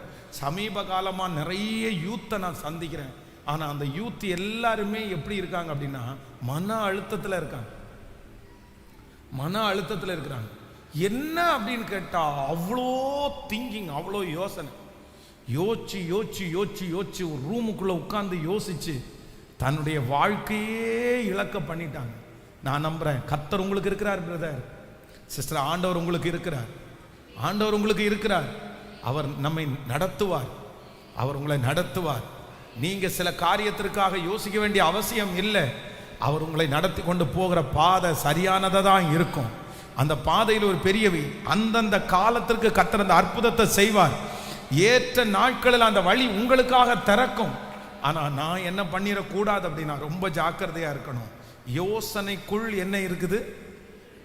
ஸோ நம்பர் 1, முதலாவதாக எதுக்குள்ள இருள் இருக்குன்னா ஆழத்துக்குள்ள இருள் இருக்குது. மறக்க மாட்டீங்கல்ல? எதுக்குள்ள இருள் இருக்குன்னா டீப். எதுக்குள்ள இருள் இருக்காமா? டீப்புக்குள்ள உயர்வு இல்லை, டீப்புக்குள்ள வெற்றி இல்லை. டீப்ல என்ன இருக்குது? எதையுமே எங்க கொண்டு போயிடக்கூடாது. சத்தமா சொல்லுங்க, டீப்பா. டீப்பா. பரவாயில்ல, இன்னும் டைம் இருக்குது, இன்னும் காலங்கள் இருக்குது. சரி, இன்னைக்கு சாப்பிடாதான் நாளைக்கு சாப்பிட்டுக்கலாம், இன்னைக்கு தூங்காததை நாளைக்கு தூங்கிக்கலாம், இன்னைக்கு போகாததை நாளைக்கு போய்க்கலாம். அப்படிதான் நினைக்கணும் சில காரியத்தில். இல்லைன்னா இல்லைன்னா என்ன பண்ண முடியாது? வாழ முடியாது. நம்பர் 2, இரண்டாவது இருள் எங்க இருக்குது? எங்க இருள் எங்க இருக்குது? யோசனைக்குள்ள என்ன இருக்குது? ஆழம் இருக்குது. ஆழம் இருக்குது. ரொம்ப ஜாக்கிரதையா இருக்கணும். ஆனா யாரோ ஒருத்தர் இடத்துல பேசுறாரு, எனக்கு யார்கிட்டன்னு தெரியல. Be careful. நீங்க இருளில் இருந்து கண்டிப்பா நீங்க வெளியே வந்துதான் ஆகணும். வந்துதான் ஆகணும். கர்த்தர் பார்த்து கொள்ளுவார். யெகோவா ஈரே தன்னுடைய பிள்ளையை கொண்டு போய் மோரியா மலையில பலியிடுன்னு சொன்ன உடனே நீங்களும் நானுமா இருந்தா என்ன பண்ணுவோம் தெரியுமா? என்ன பண்ணிருப்போம்? நைட்டு ஃபுல்லா உட்காந்து யோசிச்சிருப்போம், ஆண்டவரே என் பிள்ளைய கைவிட்டீங்கன்னா என்ன பண்றது, என்ன பண்றது. ஆனா ஒன்னும் யோசிக்கல. பையன் கேட்குறான், டாடி கட்டையெல்லாம் இருக்குது, தீவெட்டியெல்லாம் இருக்குது, ஆடு எங்க? நீ எதுக்குப்பா யோசிக்கிற? கர்த்தர் பலிக்கான ஆட்டை கர்த்தர் பார்த்து கொள்வார். எனக்கு எந்த யோசனையும் இல்லை. கீழே வேலைக்காரங்களிடத்துல சொல்லும்போது என்ன சொல்றாரு அப்படின்னா, நானும் பிள்ளையாண்டானும் போய் பலி செலுத்தி விட்டு திரும்பி திரும்பி வருவோம். என்ன மாதிரி ஒரு, அது எதை குறிச்சும் யோசிக்கல. கர்த்தர் சொன்னாரு, நான் போறேன், வந்தா ஓகே, இல்லைன்னாலும் ஓகே. கர்த்தர் கைவிட்டாரா? ஆண்டவர் கைவிட்டாரா? பிள்ளையினுடைய காரியத்தை குறித்து ரொம்ப யோசிக்காதீங்க. அது நடக்க வேண்டிய காலத்துல நேர்த்தியாய் அழகாய், இன்னைக்கு சொன்னாங்கல்ல, ராஜா வீட்டு மாதிரியே நடக்கும், வெற்றியா நடக்கும். கர்த்தர் அழகா செஞ்சு முடிச்சிருவாரு. நம்பர் 3, மூணாவது ஒரு இருளை குறித்து சொல்லி உங்களுக்காக நான் ஜெபிக்க ஆசைப்படுகிறேன். வாசிக்கலாம். 13ஆம் அதிகாரம், யோவான் எழுதின சுவிசேஷம் 13ஆம் அதிகாரத்தினுடைய 29வது 30வது வசனத்தை வாசிக்கலாமா? ஆமேன். யோவான் எழுதின சுவிசேஷம், ஆமேன், 13ஆம் அதிகாரத்தினுடைய 29வது வசனத்தை வாசிங்க. ஆமேன். யூதாஸ் பணப்பையை வைத்து கொண்டிருந்தபடியினால் அவன் போய் பண்டிகைக்கு தேவையானவைகளை கொள்ளும்படிக்காவது தரித்திரருக்கு ஏதாகிலும் கொடுக்கும்படிக்காவது இயேசு அவனோடே சொல்லி இருப்பார் என்று சிலர் நினைத்தார்கள். அடுத்த வசனம், அவன் அந்த துணிக்கையை வாங்கின உடனே புறப்பட்டு போனான். அப்பொழுது ராக்காலமாயிருந்தது. கவனிங்க ஆண்டவருடைய பிள்ளைகளே, இந்த வசனம் என்ன சொல்லுது அப்படின்னு சொன்னா, இப்போ யூதாஸ் காரியோத்து எத்தனை பேரோட இருக்கிறார் அப்படின்னா, கிட்டத்தட்ட 13 பேரோட இருக்கிறாங்க. 12 பேர் ஆண்டவருடைய சீடர்கள், ஒருத்தர் ஆண்டவர். இப்போ எங்க போனாலும் இந்த 13 பேர் சேர்ந்து போறாங்க. எந்த ஊழியத்திற்கு போனாலும் 13 பேர் சேர்ந்து போனாங்க. ஒரு வீட்டில் ராவிருந்து பண்ணனா அங்க 13 பேர் இருக்கிறாங்க. இந்த மாதிரி ஆண்டவர் வந்து தன்னுடையவர்களை தான் கூடயே வச்சிருந்தார். இப்ப அடுத்த ஆண்டவர் சில நேரத்தில் தனியா இருந்தாரு, அவர் ஜெபம் பண்றதுக்கு போனாரு. ஆனா இந்த 12 பேர் என்னவா இருந்தாங்க? ஒன்னா இருந்தாங்க. அது இல்லாம இப்போ 4 பேரா ஒன்னா இருந்தாங்க, 3 பேரா ஒன்னா இருந்தாங்க. ஆக மொத்தத்துல இந்த 12 சீடர்களில் யாருமே என்னவா இருக்கல அப்படின்னா, தனித்தனியா தனி ஒரு இண்டிவிஜுவல் பர்சனா என்ன பண்ணல. ஒன்னு 12 பேரோட இருப்பாங்க, இல்லைன்னா 3 பேரோட இருப்பாங்க, இல்லைன்னா ஒரு 4 பேரோட, அந்த மாதிரி தான் செட்டப் இருக்குது. ஆனா இந்த 12 பேருடைய லிஸ்ட்ல ஒரே ஒரு ஆடு மட்டும் இப்ப எப்படி போகுது சொல்லுங்க? தனியா போகுது. இந்த தனியா போகிற ஆடு நேர்த்தியான பாதையிலே, சரியான பாதையிலே போனா பரவாயில்ல. ஆனா இந்த ஆடு என்ன பண்ணுச்சுன்னா, தன்னை தனிமைப்படுத்தி கொண்டு தவறான ஒரு பாதையிலே போகுது. இன்னொன்று நம்பர் 3, மூணாவது, இருள் எங்க இருக்கு அப்படின்னு சொன்னா, ஒன்னு இருள் ஆழத்துல இருக்குது, இன்னொன்னு இருள் யோசனையில இருக்குது, இன்னொன்னு இருள் எங்க இருக்கு அப்படின்னு சொன்னா தனிமையிலே இருள் இருக்குது. தனிமையிலே இருள் இருக்குது. பக்கத்துல கையை பிடிச்சு சொல்லுங்க, தனிமையிலே இருள் இருக்கிறது. சொல்லுங்க, எல்லாரும் சொல்லுங்க, தனிமையிலே இருள் இருக்கிறது. நம்ம எங்க இருக்கோம்? நம்ம உலகத்துல இருக்கிறோம். நம்ம யாரோட இருக்கிறோம்? நம்ம ஜனங்களோட இருக்கிறோம். நமக்கு ஜனங்கள் வேணுமா? இப்ப நீங்க எத்தனை பேரோட இருக்கிறீங்க? இங்க திருச்சபையில இருக்கிறவங்க நிறைய பேர் 1000 பேர்களோட இருக்கிறீங்க. ஆன்லைன்ல இருக்கிறவங்க 2-3 பேரோட இருக்கிறீங்க. ஆனா இந்த 2-3 பேரோட இருந்தும் ஒரு மனுஷன் தனியா இருக்க முடியும். இந்த 1000 பேரோட இருந்தும் ஒரு மனுஷன் தனியா இருக்க முடியும். பெட்ல, ஒரே பெட்ல 2 பேர் படுத்திருந்து ஒரு நபர் தனியா படுத்துக்க முடியும். ஆனா இந்த தனிமைன்றது வெளியே அல்ல. எங்க வளர்ந்துடக்கூடாது அப்படின்னு சொன்னா, உள்ளுக்குள்ள ஒரு தேவனுடைய பிள்ளை தனிமை தனிமை தனிமைன்னு நீங்க போயிடக்கூடாது. இது ரொம்ப டேஞ்சர், ரொம்ப டேஞ்சர். உங்க பிள்ளைங்க உங்க கூட இருக்கிற வரைக்கும் பார்த்தீங்க அப்படின்னு சொன்னா, உங்க பிள்ளைங்க நல்ல பிள்ளைங்களா இருப்பாங்க. உங்க கூட பேச்சுவார்த்தையில இருக்கிறாங்க பாருங்க. மம்மி எனக்கு அதை பண்ணி கொடுங்க, இதை பண்ணி கொடுங்கன்னு சொல்றாங்க பாருங்க. அந்த பிள்ளை இன்னும் தடுமாறலைன்னு அர்த்தம். ஆனா எப்போ ஒரு பிள்ளை தன்னுடைய தகப்பனாரிடத்துல பேச்சை கட் பண்ணுதோ, தன்னுடைய தாயாரிடத்துல பேச்சை கட் பண்றாங்களோ, தனிய ஒதுங்கி ஒதுங்கி ஒதுங்கி போய் உட்கார்றாங்களோ, தயவு செய்து உங்களை அன்பா கேட்கிறேன், பி கேர்ஃபுல். ரொம்ப கவனமா இருங்க. மனைவி வந்து என்னைக்கு தன்னுடைய கணவனாரோட பேசுகிறத குறைச்சுக்கிறாங்களோ டேஞ்சர். ஒரு கணவன் வந்து தன்னுடைய மனைவியோட பேசுகிறத குறைச்சுக்கிறாங்களோ டேஞ்சர். ஏதோ ஒரு ஊழியத்தின் நிமித்தமாய், இல்லைன்னா ஒரு உயர்வு நிமித்தமாய் கொஞ்ச நேரம் வந்து அவங்க அப்படி இருக்காங்க, அவங்க பிஸியா இருக்காங்க அப்படின்றது வேற. ஆனா இந்த உலகத்துல இருக்கிற நார்மலான எல்லா பீப்புள்ஸ்க்கும், எல்லா ஜனங்களுக்கும் கண்டிப்பா இந்த உலகத்துல ஒருத்தரிடத்துல பேசாம இருக்க, சொல்லுங்க, சிரிக்காம இருக்க முடியாது. அது இருக்கக்கூடாது. அதுதான் உண்மை. கர்த்தர் நம்மை அதற்காக தான் ஆண்டவர் வச்சிருக்கிறார். ஹல்லேலூயா. ஆண்டவராகிய இயேசு கிறிஸ்து இந்த உலகத்துல அவரால தனிமையில ஊழியம் செய்ய முடியுமா? முடியாதா? தனிமையில ஊழியம் செய்ய முடியும். ஆனா 12 பேரை ஆண்டவர் கூட வச்சிருந்தாரா? கடைசி நேரத்தில் கொல்கொதா மலைக்கு போகிறதுக்கு முன்னாடி அந்த தோட்டத்துல போய் அவர் அழும்போது 1 மணி நேரமாவது என்னோடு கூட விழித்திருக்க கூடாதான்னு கேட்டாரா? அவர்களுக்கு மீனை சுட்டு சாப்பிட கொடுத்தாரா ஆண்டவர்? எனக்காகவும் உனக்காகவும் சேர்த்து வரி கட்டுன்னு சொன்னாரா ஆண்டவர்? அப்போ நமக்கு இந்த உலகத்துல நம்ம ரொம்ப டீப்பா போக வேண்டாம். நம்ம ரொம்ப ஐக்கியமா அப்படியே கொஞ்சி கொள்ளாவே அப்படிலாம் இருக்க வேண்டாம். ஆனா நார்மலான பீப்புள் யார் அப்படின்னு சொன்னா, தங்களை அவங்க தனிமையா இருக்காங்க. தனிமையை ஜெயிக்கிறவர்கள் தான் இருளை நீங்கள் ஜெயிக்க முடியும். ஒருவேளை நீங்க நீங்க இப்போ இது வேதத்துல சவுல் ராஜாவை குறித்து வேதம் சொல்லுது. இப்போ அந்த குதிரையில பிரயாணம் பண்ணி வர்றதுக்கு முன்னாடி வரைக்கும் சவுல் தான் பெரிய ஹீரோ. சவுலை சுத்தி ஆட்கள். அதான் ஸ்தேவான் மரணம் அடையும் போது அவனுடைய வஸ்திரத்தை சாட்சிக்காரனாகிய சவுலுடைய காலுக்கு கீழே கொண்டு வச்சாங்களாமா. அப்படின்னா நான் என்ன நினைக்கிறேன்னா, அவர் குதிரையில ஏறி உட்கார்ந்த உடனே பக்கத்தில் அண்ணே வாங்கண்ணே, அண்ணே அண்ணே வாங்கண்ணே, இந்த மாதிரி அங்க சவுலை எல்லாருக்குமே தெரியும். இப்போ இதுவரைக்கும் அப்போஸ்தலனாகிய பவுல் இருந்த ஜோன் வேற. இதுவரைக்கும் அவருடைய ஃப்ரெண்ட்ஷிப் வேற. இதுவரைக்கும் அவர் பேச்சுவார்த்தை பண்ணவங்க எல்லாம் வேற. அவங்க எல்லாம் யாருன்னா அடாவடித்தனம் பண்றவங்க, பிரச்சனை பண்றவங்க, யூதர்கள், அந்த மாதிரி. இப்போ திடீர்னு ஆண்டவர் எங்க சந்திக்கிறாரு? போற வழியில ஆண்டவர் சந்திக்கிறாரு. இப்போ ஏற்கனவே இவர் பேசிட்டு இருந்த பழகிட்டு இருந்த இந்த கூட்டத்துக்கு இப்ப எப்படி போறாருன்னா, நேர்மாறான கூட்டத்துக்குள்ள போறாரு. இவர் யார வெறுத்தாரோ அந்த உள்ள போறாரு. இப்ப உள்ள போன உடனே இவருக்கு கண்ணு தெரியாம போயிருச்சு, ஜெபம் பண்றாங்க. ஆனா நீங்க பாத்தீங்க அப்படின்னு சொன்னா, ஆண்டவரே நான் என்ன செய்ய சித்தமா இருக்கிறேன், அனன்யான்ற ஒருத்தன் வருவான்ப்பா, நீ என்ன பண்ணணும்னு உனக்கு சொல்லுவான். சொல்லி முடிச்ச உடனே அடுத்த 2 நாளையில அப்போஸ்தலனாகிய பவுல் எங்க போய் நின்றுக்காருன்னா, மேடையில போய் நின்று பிரசங்கம் பண்ண ஆரம்பிக்கிறார்.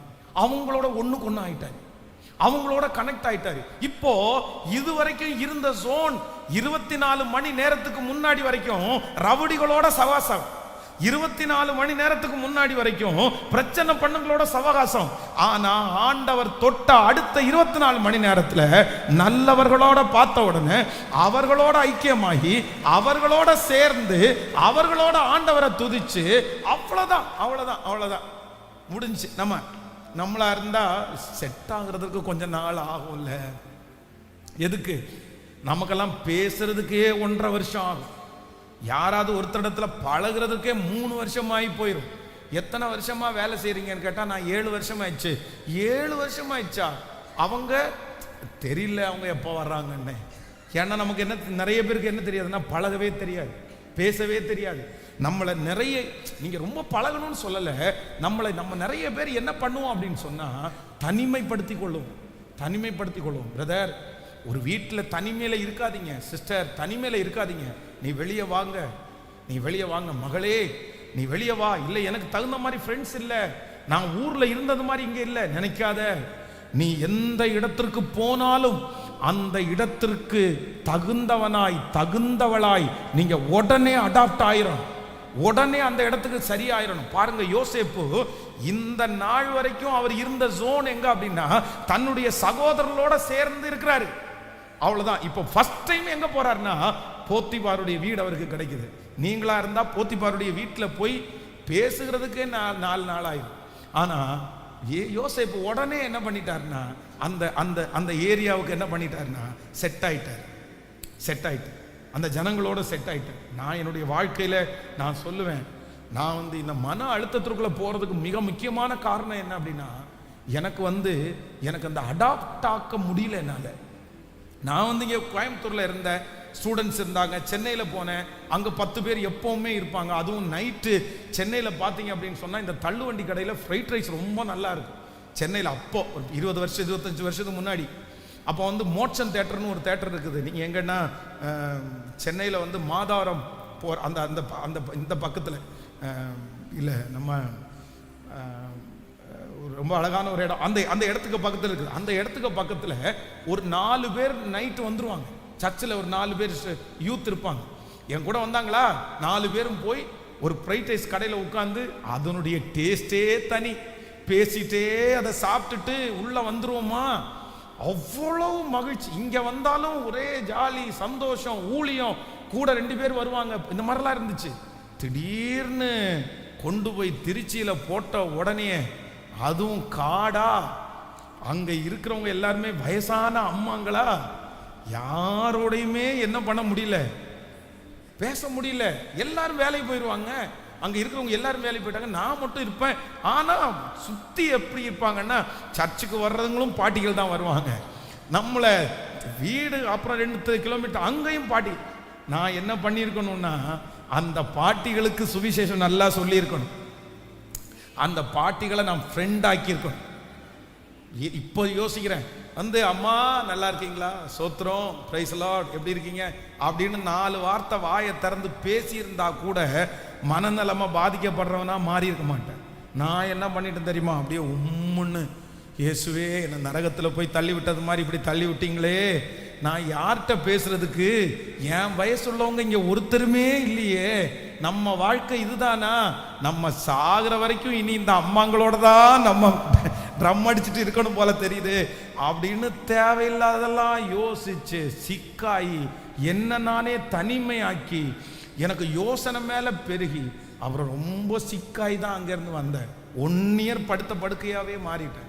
எதனால அப்படின்னு சொன்னா, எனக்கு எதை ஜெயிக்க முடியல அப்படின்னு சொன்னா, தனிமையை என்னால் என்ன பண்ண முடியலன்னா, தனிமை என்கிறது ஒரு பெரிய இருள். யாரோ ஒருத்தர் இந்த ஜபத்தில் இருக்கிறவங்க இந்த சூழ்நிலையில் போயிட்டு இருக்கிறீங்க, மகனே நீ வெளியே வந்துரு, நீ பழகக்கூடிய சகல சூழ்நிலையும் கர்த்தர் வெளியே வச்சிருக்கிறார். நீ ஒரு இடத்துல அடைஞ்சு கிடக்காதீங்க, நீங்க ஒரு இடத்துல யோசிச்சுட்டு நீங்க உட்காராதீங்க. கர்த்தர் சொல்றார், நீ வெளியே வா, நீ வெளியே வா, நீ திரும்பி வெளியே வா. உனக்கு ஆயிரக்கணக்கான ஜனங்களை ஆண்டவர் வைத்திருக்கிறார். அந்த சூழ்நிலையை கர்த்தர் சரி செய்வார். நீங்கள் எங்கிருந்தாலும் 1000 பொன்னாய் நீங்கள் விளங்குவீர்கள். நீங்கள் எங்கிருந்தாலும் அங்க ஆண்டவருக்காக ஆயத்தப்படுத்துவீர்கள். நீங்க எங்கிருந்தாலும் கர்த்தர் உங்களை சந்தோஷமாய் மாற்றுகிறதுக்கு கர்த்தர் விரும்புகிறார். ஒரு தேவனுடைய பிள்ளை எல்லா கிளைமேட்டுக்கும் அடாப்ட் ஆகணும். ஒரு தேவனுடைய பிள்ளை எல்லா கேரக்டர்ஸுக்கும் அடாப்ட் ஆகணும். எல்லாரோடையும் பழகிற அந்த அபிஷேகத்தை ஆண்டவர் உங்களுக்குள்ள கிருபையாய் கர்த்தர் வைக்கணும். ஒரு நல்ல மனநிலைமை என்ன, ஒரு நல்ல மனநிலை என்ன, ஒரு நல்ல மனநிலை என்ன நான் ஐசோலேட் பண்ணிக்கிறது இல்லை, என்ன நான் தனிமையா வைக்கிறது இல்லை. ஒரு நல்ல மனநிலைமை என்ன அப்படின்னா, எல்லாரோடையும் சகஜமா பேசுறது. புரியுதா? கைகளை அசைத்து ஒரு ஹல்லேலூயா சொல்லு. மாமியாரை பார்த்தாலே எதிரியை பார்க்குற மாதிரி பார்த்துடக்கூடாது. எனக்கெல்லாம் பேசவே வராது, எனக்கெல்லாம் உங்கள்கிட்ட, எங்க அப்பாட்டன்னா நான் நல்லா பேசுவேன், எங்க அம்மாட்டன்னா நல்லா பேசுவேன், ஆனா இந்த குடும்பத்துல மட்டும் யார்கிட்டையுமே. ஒரு கல்யாணமான ஒரு பிள்ளை, மாமியார் கீழே இருக்கிறாங்க, மாமனார் கீழே இருக்கிறாரு, போய் வீட்டில் போய் மேலே மாடியில் போய் காலையிலேருந்து சாயந்தரம் வரைக்கும் ரூம்ல தாழ் போட்டு உட்கார்ந்துருந்தா என்ன அர்த்தம்? கேட்டா என்ன சொல்லுவாங்க தெரியுமா? ஐயோ டார்ச்சருங்க, பயங்கரமான டார்ச்சருங்க. என்ன டார்ச்சரு? சரி, அந்த டார்ச்சர் தான் கொஞ்சம் பொறுத்துக்க வேண்டியதானே, அது இருக்கிறதுலே ஒரு என்ஜாய்மெண்டான ஒரு டார்ச்சர். சரி, ஓகே, எங்க மாமியாருடைய கேரக்டர் அவ்வளவுதான், ஐடென்டிஃபை பண்ணிட்டு என் மாமியாருடைய கேரக்டர் தான். சரி, கீழே வந்து நல்லா இருக்கீங்களா மாமி, சந்தோஷமா இருக்கீங்களா மாமி, நீங்களே மாமியாரா இருக்கிறவங்க சொல்லுங்களேன், உங்க மருமகன் வந்து வாயை மூடிட்டு அமைதியா உட்கார்ந்து வேலை செஞ்சுட்டு இருந்தா உங்களுக்கு பிடிக்குமா? எந்த மாமிக்கு தான் பிடிக்கும்? மாமிக்கு எப்படி பிடிக்கும்னா, மாமிக்கு வளவளன்னு பேசும். ஆமே, இந்த பாஸ்டர் அம்மா வந்து எந்த இடத்துல போனாலும் நிறைய மாமிங்க வந்து ஒன்ன மாதிரி ஒரு மருமக எனக்கு வேணும், ஒன்ன மாதிரி ஒரு மருமக வேணும். ஏன்டா இப்படி கேட்குறான்னு பார்த்தா, பாஸ்டர் அம்மா வாயை திறந்து பேசிட்டாங்கன்னு வச்சுங்களேன், நான் வந்து அமைதியா, நான் ரொம்ப ஒன்றும் பேசுவேன், ஆனாலும் சரி பிரைஸ் லார்ட், ஆமா நல்லா இருக்கீங்களா அந்த மாதிரி வந்துருவோம். இவங்க பேச ஆரம்பிச்சாங்கன்னு வச்சுங்களேன், அம்மா நல்லா இருக்கீங்களா அப்படின்னு கேட்க ஆரம்பிச்சா சும்மா டீப்பா இறங்கிடுவாங்க. அந்த அம்மாவுக்கு பிடிக்கும் பாருங்க, என்ன மாதிரி பேசுது பாரு இந்த புள்ள, என்ன மாதிரி சிரிச்சு சிரிச்சு பேசுது பாருங்க. இந்த மாதிரி எல்லாம் இருக்கணும் பிள்ளையா இருந்தா. அதுக்கு என்ன பண்ண முடியும்? ஆமேன். சிலருக்கு அந்த மாதிரி ஒரு வரம், சிலருக்கு அந்த மாதிரி அது ஒரு நல்ல கேரக்டர் தான். அப்படி என்னன்னா, அவங்க என்ன பண்ண ஈஸியா என்ன ஆயிடுவாங்க, ஈஸியா மிங்கிள் ஆயிடுவாங்க, ஈஸியா போயிருப்பாங்க. ஒரு வாலிப தங்கச்சிக்கு இந்த அபிஷேகம் கண்டிப்பா அவசியம். நீ இன்னொரு வீட்டுல நீ வாழ போற பிள்ளை இல்ல, நீங்க அங்க உட்கார்ந்துட்டு, கட்டின வீட்டுல போய் உட்கார்ந்துட்டு அங்க இருந்து போன் பண்ணி உங்க அம்மாட்ட பேசுறதுக்கு நீ அங்கேயே இருக்கலாமே சாமி. இல்ல நான் சொல்றது உங்களுக்கு புரியுதுல? இல்ல அந்த மாமியார் கோவப்படுறதுல என்னங்க தப்பு இருக்குது? என்னங்க தப்பு இருக்குது? இங்க உட்கார்ந்துட்டு மணிக்கணக்கா யார்கிட்ட பேசுறது? மணிக்கணக்கா அப்பாட்ட, மணிக்கணக்கா அம்மாட்ட, மணிக்கணக்கா அக்கா தங்கச்சிக்கா. ஆனா இங்க மட்டும் என்னன்னா யாரோடையும் பேச. அப்ப வந்து இந்த ஊர் உங்களுக்கு நரகம் ஆகுமா ஆகாதா? கண்டிப்பா நரகமாகும். ஆனா இன்னைக்கு ஒரு கிருபையை கேளுங்க. ஆண்டவரே, நான் எந்த இடத்துல போனாலும், எந்த ஒரு சூழ்நிலைக்குள்ள போனாலும் உடனே நான் என்ன பண்ணணும்னா அந்த அட்மாஸ்பியரை மாற்ற அளவிற்கு, நான் அந்த தனிமையா இல்லாத அளவிற்கு கர்த்தர் அப்படிப்பட்ட ஒரு கிருபையை தயவா எனக்கு தருவதற்கு கர்த்தர் வல்லவராய் இருக்கிறார். ஹல்லேலூயா, ஆமென். அந்த ஞானத்தை ஆண்டவர் நமக்கு கிருபையாய் கர்த்தர் தருவாராக. சோ நம்பர் 3, இருள் எங்க இருக்கு அப்படின்னு சொன்னா தனிமைக்குள்ள என்ன இருக்குது? தனிமைக்குள்ள ஒரு இருள் இருக்குது. எப்ப எப்ப எப்ப பானாலும் நீங்க ஒண்ணு ஆண்டவரோட இருக்கணும், இல்லைன்னா ஆட்களோட இருக்கணும். சொல்லுங்க பார்க்கலாம். பக்கத்துல கையை பிடிச்சு சொல்லுங்க, ஒண்ணு ஆண்டவரோட இருங்க, இல்லை என்றால் ஆட்களோடு இருங்கள். இந்த போனோடு மட்டும் இருந்து விடாதிருங்கள். ஆமே. நம்ம நிறைய பேர் என்னதோட தான் இருக்கிறோம், எதுவுமே தெரியாது, எதுவுமே தெரியாது. தனிமை தான், அதுவும் ஒரு தனிமை, அதுவும் ஒரு தனிமை. அது டீப்பா கொண்டு போயிடும், அப்படியே நம்முடைய லைஃபையே ஒன்றும் இல்லாமல் பண்ணிடும். அதனால நான் இன்னைக்கு ஒரு தீர்மானம் எடுக்க போறேன். என்னுடைய தனிமையை நான் ஜெயிக்க போகிறேன். யாரோ ஒருத்தருக்கு ஆண்டவர் தீர்க்க தரிசனமா பேசியிருப்பார். ஆனால் நீங்க வேலை ஸ்தலத்துல இன்னும் உங்களால நிறைய மிங்கிளாக முடியலன்னா, நீங்க ஏற்கனவே ஒரு கேரக்டர்ல வளர்ந்து, ஏற்கனவே ஒரு சூழ்நிலைக்கு நீங்க அடாப்ட் ஆகி அந்த இடத்துல இருந்து உங்களால வெளியே வர முடியலன்னா, அந்த யோசேப்புக்கு கொடுத்த அந்த மகிமையை கர்த்தர் உங்களுக்கு தரப்போறாரு. நீங்க போகிற இடத்துல எல்லாம் ஆண்டவர் உங்களுக்கு கர்த்தர் ஒரு நல்ல வெளிச்சத்தை கர்த்தர் தரப்போறாரு. ஹல்லேலூயா. தாவீது எங்கெல்லாம் போனாரு? தாவீது எங்கெல்லாம் போனாரு? ஃபர்ஸ்ட் எங்க போனாரு சொல்லுங்க பார்க்கலாம். தாவீது ஃபர்ஸ்ட் எங்கே போனார்? ஃபர்ஸ்ட் அவங்க அப்பா கொஞ்சம் ஆடுகளை அவர் கையில கொடுத்துட்டு எங்க துரத்தி விட்டாரு? வனாந்தரத்துக்கு. உங்கள்கிட்ட மட்டும் 10 ஆடை கொடுத்துட்டு போய் ஒரு 15 நாள் வனாந்தரத்தை ஓட்டிட்டு வான்னு சொன்னா, நீங்க வரும்போது நிறைய பேர் இப்படிதான் வருவீங்க. ஏன் அப்படின்னா, நமக்கு நிறைய பேருக்கு பைத்தியமே பிடிச்சிடும். ஏன் அப்படின்னா, அங்க யாருமே இல்ல, ஆள் நடமாட்டமே இல்ல. வனாந்தரத்துல கொஞ்சம் ஆடுகளை கொடுத்துட்டு ஒரு வாலிப பையனை உள்ள விட்டா, போனும் கையில இல்ல. போன் இருந்தாலாவது வரும்போது நல்லா வருவீங்க, அதுவும் வரும், அப்படிதான் வரும். ஆனா அது வித்தியாசமா அப்படி வரும். இப்போ ஒண்ணுமே இல்லாம உள்ள கொடுத்து அனுப்புனா எப்படி இருக்கும்னு நினைக்கிறீங்க? பைத்தியம். ஆனா இந்த தாவீது வரும்போது எப்படி வர்றாருன்னா, ஃப்ரெஷ்ஷா வர்றாரு. எப்படிப்பான்னு கேட்டா, நான் அங்க ஒரு பாட்டு எழுதுனே, கர்த்தர் என் மேய்ப்பராய் இருக்கிறார், நான் தாட்சி அடையேன், அவர் என்னை புல்லுள்ள இடங்களில் மேய்த்து அமர்ந்த தண்ணீர் அண்டையில் கொண்டு போய் விடுகிறார். அந்த ஆட்டை பார்த்து பார்த்து பாடுறாரு, கர்த்தர் என் மேய்ப்பராய் இருக்கிறார். உடனே அந்த ஆடு மே அப்படின்னு கத்தும் போது அது ஒரு இன்ஸ்ட்ருமெண்ட். இவருக்கு ஏற்கனவே வயலின் வாசிக்க தெரியுமா? அங்க போய் உட்கார்ந்து ஜாலியா, எனக்கு பேச்சு துணைக்கு மனுஷன் கிடைக்கணும்னு அவசியம் கிடையாது, எனக்கு எது கிடைச்சாலும் போதும். கேட்கல? ஆடு கிடைச்சா கூட நான் என்னவா இருக்க மாட்டேன். பக்கத்துல கையை பிடிச்சி சொல்லுங்க, நான் ஆடே கிடைச்சா கூட நான் தனிமையில இல்லை. சொல்லுங்க, எல்லாரும் சொல்லுங்க, நல்லா சொல்லுங்க. ஒருத்தருடைய ஆன்லைன்ல இருக்கிறவங்க கூட சொல்லுங்க, எந்த இடத்துல இருந்தாலும் என்னோடு கூட கர்த்தர் இருக்கிறார். நான் தனிமை இல்லை, நான் தனிமை இல்லை, நான் தனிமை இல்லை. அந்த இடத்துல கர்த்தர் எனக்கு என்ன கொடுத்திருக்கிறாரோ அதுல நான் என்ன அடாப்ட் பண்ணுவேன், அதுல நான் என்ன சார்ந்து கொள்ளுவேன். அந்த சூழ்நிலைக்கு தகுந்தது போல நான் என்ன மாற்றி கொள்வதற்கு கர்த்தர் எனக்கு நல்லவரா இருக்கிறார். கைகளை அசைத்து ஒரு ஹல்லேலூயா சொல்லலாம். எத்தனை பேர் ஆமோதிக்கிறீர்கள்? அப்படி பண்ண முடியுமா? எனக்கு இந்த ஊழியத்தில் ஃபர்ஸ்ட் டைம் இந்த ஹோட்டலில் தனியாக தங்குறதுக்கு பயங்கரமான பயம். என்னமோ தெரில, எனக்கு பாஸ்டர்ஸ் எல்லாம் நான் தனியாக போய் 3 நாள் மீட்டிங் முடிச்சுட்டு வர்றேன்னு சொன்ன உடனே எனக்கு ஆச்சரியம், என்னடா இது, எப்படா போய் அந்த தனி ரூமில் போய் படுத்து தூங்குறது, யாருமே இல்லாததா அப்படின்ற ஒரு பயம்.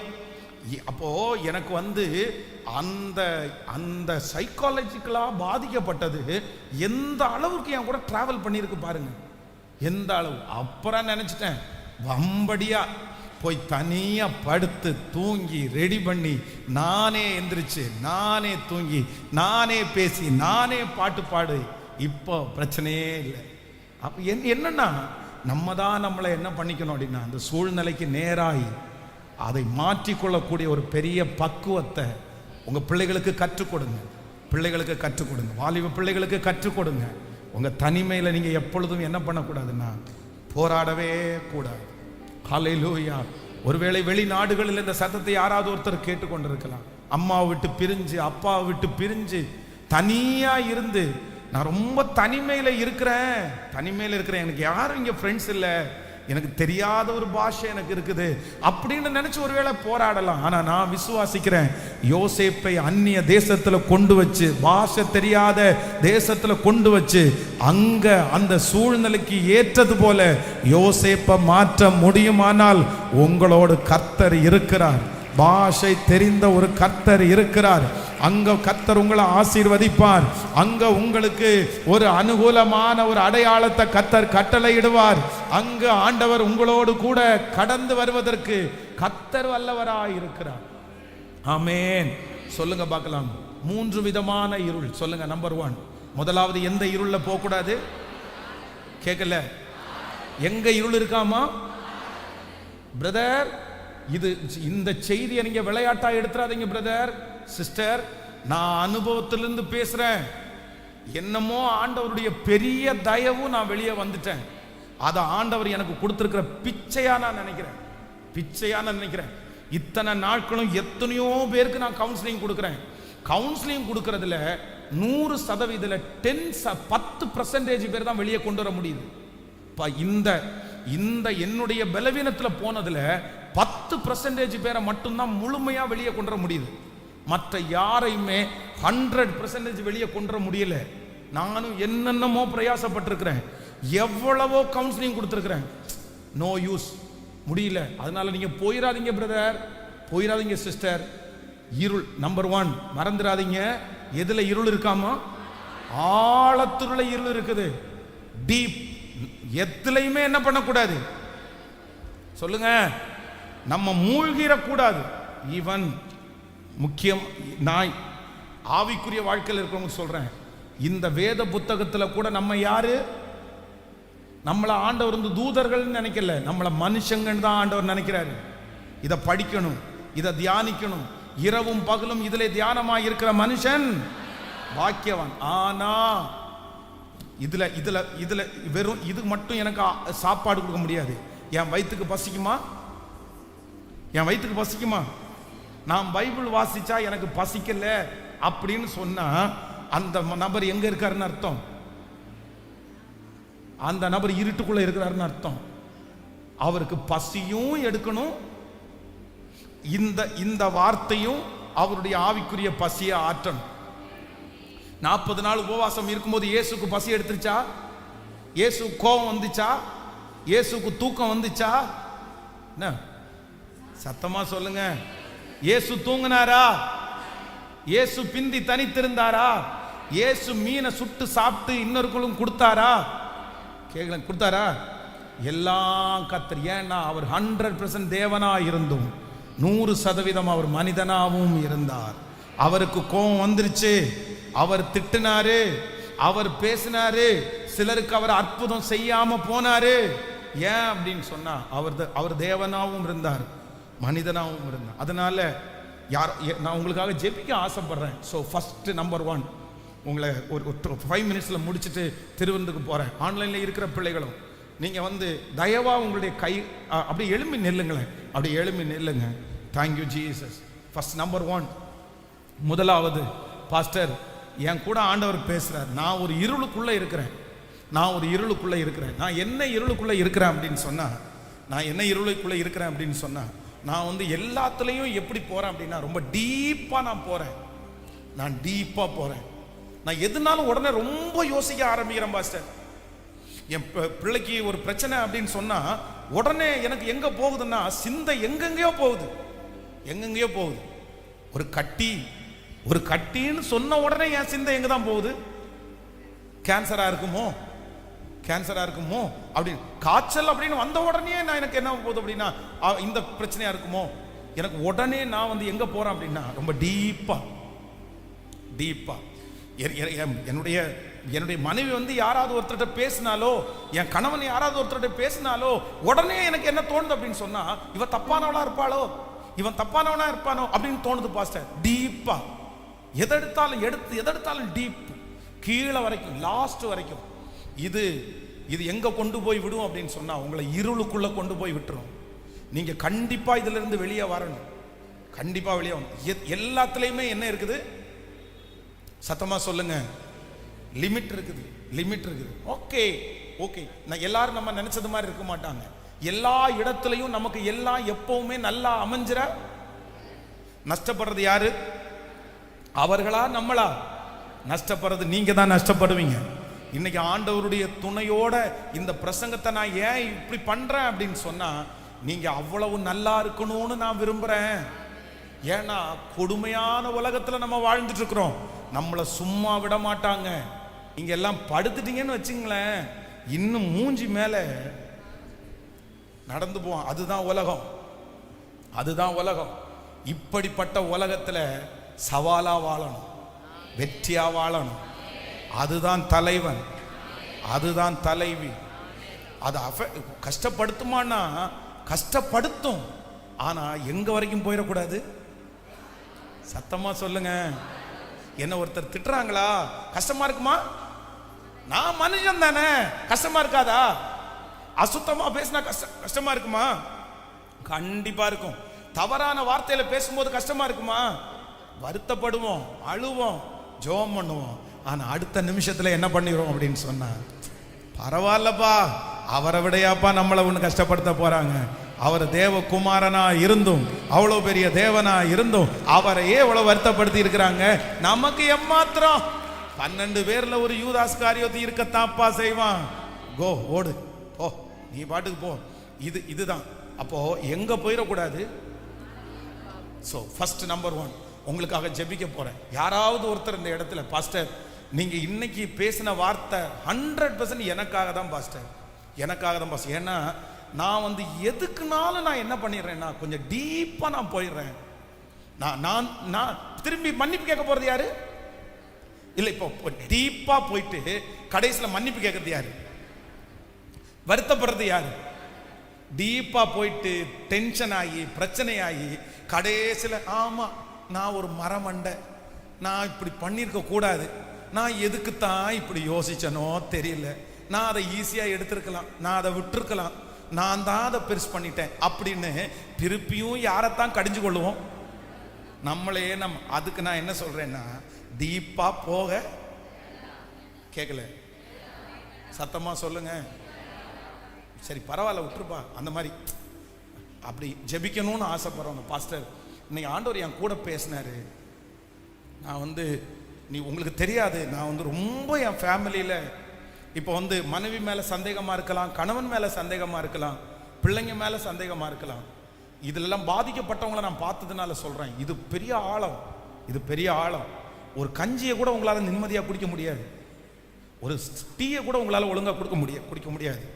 என்ன பண்ண முடியும்? இப்போ ஒன்று நினச்சிங்க, தப்பு பண்ணணும்னு ஒரு மனுஷன் நினைச்சிட்டான்னா அவனை கண்ட்ரோல் பண்ணுறதுக்கு நம்மளால, சொல்லுங்க சத்தமா, எப்படி முடியும்னு நினைக்கிறீங்க? என்னதான் இருந்தாலும் தப்பு பண்ணணும்ன்ற டிசைட் பண்றவன் அந்த மனுஷன் தான் திருந்தணுமே தவிர நம்ம அவனை திருத்த. நீங்க திருத்த முடியுமா உங்க கணவனார சிஸ்டர்? உங்க மனைவியை திருத்த முடியுமா பிரதர்? யார் மாறணும் தெரியுமா? அவங்க தான் மாறணும். ஆனா நீங்க டீப்பா போயிட்டீங்கன்னா நீங்க சிக்காயிருவீங்க. கடைசியில் என்ன நடக்கும் தெரியுமா? நீங்க தான் கெட்டவனாவீங்க, அவங்க எல்லாம் யாராயிருவாங்க? நீங்க தான் பலவீனப்படுவீங்க, அவங்க சுகமா இருப்பாங்க. தப்பு பண்ணவன் ஆடல் பாடிட்டு இருக்கும் போது, அதான் சில கடைக்கு முன்னாடி எழுதியிருப்பாங்கல்ல, கடன் வாங்கினவன் கொண்டாட நான் இங்கே திண்டாட, அப்படி ஒரு பழமொழி போட்டிருப்பாங்க. அந்த மாதிரி நம்ம தப்பு பண்ணவங்க சந்தோஷம் அடைவாங்க, நம்ம தப்பு பண்ணாத நம்ம பாதிக்கப்படக்கூடாது. இன்னைக்கு பாதிக்கப்பட்டு நிற்கிறது யாரு? பைத்தியக்காரன்ற பட்டம் வாங்கினது யாரு? பைத்தியக்காரின்ற பட்டம் வாங்கினது யாரு? கோவக்காரின்ற பட்டம் வாங்கினது யாரு? சத்தமா சொல்லுங்க. ஆனா உங்களை கோவப்படுத்தினது யார் தெரியுமா? கோவப்படுத்தினவங்க இன்னைக்கு நல்ல பேர் வாங்கிட்டாங்க. ஐயோ அவங்கள தங்கம், இந்த பொண்ணா மோசம். ஆமா, பார்த்தா தானே தெரியும். எல்லாருக்கும் முன்னாடியும் அவங்க நல்ல பேரை வாங்கிட்டாங்க. ஆனா நல்லா இருந்து கெட்ட பேர் வாங்கினது யாரு? நான் சொல்றேன். அதுக்கு ஏன் நீங்க கெட்ட பேரை வாங்குறீங்க? வேண்டாம், விட்டுருவோம். நமக்கு என்ன வந்து போயிடுச்சு, நம்ம எதுக்கு அப்படி கெட்ட பேரை வாங்கணும். அதனால நம்பர் 1 இப்போ ஜெபம் பண்ண போறேன். அந்த சூழ்நிலையில இருக்கிறவங்க மட்டும் கையை உயர்த்துங்க. அப்படின்னா பாஸ்டர் நீங்க சொல்றதுக்கு 100% ஆண்டவருடைய வார்த்தை. நான் எதுக்கு எடுத்தாலும் ரொம்ப எக்ஸ்ட்ரீமா நான் போறேன், டீப்பா நான் போறேன். ஆனா எனக்கு அதுல இன்னைக்கு கர்த்தர் ஒரு விடுதலை வேணும். நல்லா கவனிச்சுங்க, நீங்களா ஒப்பு கொடுக்காத பட்சத்தில் ஆண்டவர் அற்புதம் செய்ய மாட்டாரு. நீங்க தப்புன்னு அதை தெரியாம ஆண்டவர் அற்புதம் செய்ய மாட்டாரு. பரவாயில்ல, எல்லாம் நல்லா நடக்கும். இதுவரைக்கும் நன்றாய் தான் நடந்திருக்கிறது. இதுவரைக்கும் என்னுடைய கண்ட்ரோல்ல எதுவுமே நடக்கல, கர்த்தருடைய கண்ட்ரோல்ல தான் எல்லாமே நல்லா நடந்துச்சு. உண்மைதானே? என்னுடைய யோசனை ஒன்றும் நடக்கல, கர்த்தருடைய யோசனை தான் நடந்துச்சு. அந்த விஷயத்தை மட்டும் இருக்கிறவங்க உங்க கைகளை உயர்த்துங்க. உங்களுக்காக நான் ஒரு ஜெபம் பண்ண விரும்புறேன். தேங்க்யூ. நல்ல சத்தமா நான் உங்களுடைய ஆமேன் தகப்பனார் உங்களுக்காக ஜெபம் பண்ணணும்னு விரும்புறேன். இந்த செய்தியை கொடுக்கும்போது அப்படி வாஞ்சையோடு தான் வந்தேன். ஆண்டவரே, இந்த 49வது நாள் அப்படி ஒரு அற்புதத்தை என் பிள்ளைகளுக்கு நீங்க செய்யணும். இந்த பிரச்சனையில இருக்கிறவங்க மட்டும் உங்களுடைய கைகளை உயர்த்தி முழு பலத்தோட நன்றியப்பா, நன்றியப்பா சத்தத்தை உயர்த்தி நீங்க பாட்டுக்கு கையை உயர்த்தி, ஏசப்பா இன்றைக்கு பேசின இந்த வார்த்தைகளுக்காக நான் ஜெபிக்கிறதற்கு நான் விரும்புகிறேன். சொல்லுங்க, முழு பலத்தோடு நன்றி அப்பா. ஆண்டவரே, இதிலிருந்து நான் வெளியே வருவதற்கு விரும்புகிறேன். யார் என்ன சொன்னாலும் ஆமேன், நான் ரொம்ப கஷ்டப்படுறேன், நான் ரொம்ப டீப்பாக போகிறேன். என்னால் ஆன்லைனில் இருக்கிற பிள்ளைங்க கூட நீங்கள் என்னோட சேர்ந்து ஜெபம் பண்ணுங்க. ஆண்டவர் அந்த கிருபை தரட்டும். இப்போ உம்முடைய மகிமை உங்கள் பிள்ளைகள் மேல் நிழலிடுவதாக ராஜா. ஏசப்பா, இம்மட்டும் வா, மிஞ்சி வராதேன்னு சொன்ன கர்த்தருடைய வார்த்தை என் பிள்ளைகளுக்கு அதை குறித்த ஒரு ஞானத்தை இப்ப தரப்போகிறதற்காக ஸ்தோத்திரம் அப்பா, ஸ்தோத்திரம் அப்பா. ஆண்டவரே, உங்களால் ஆகாதது என்று ஒன்றுமே இல்லையா? அந்த மாதிரி ஒரு சூழ்நிலையில் இருந்து என்ன நீங்க தூக்கி எடுத்தீங்கல்ல,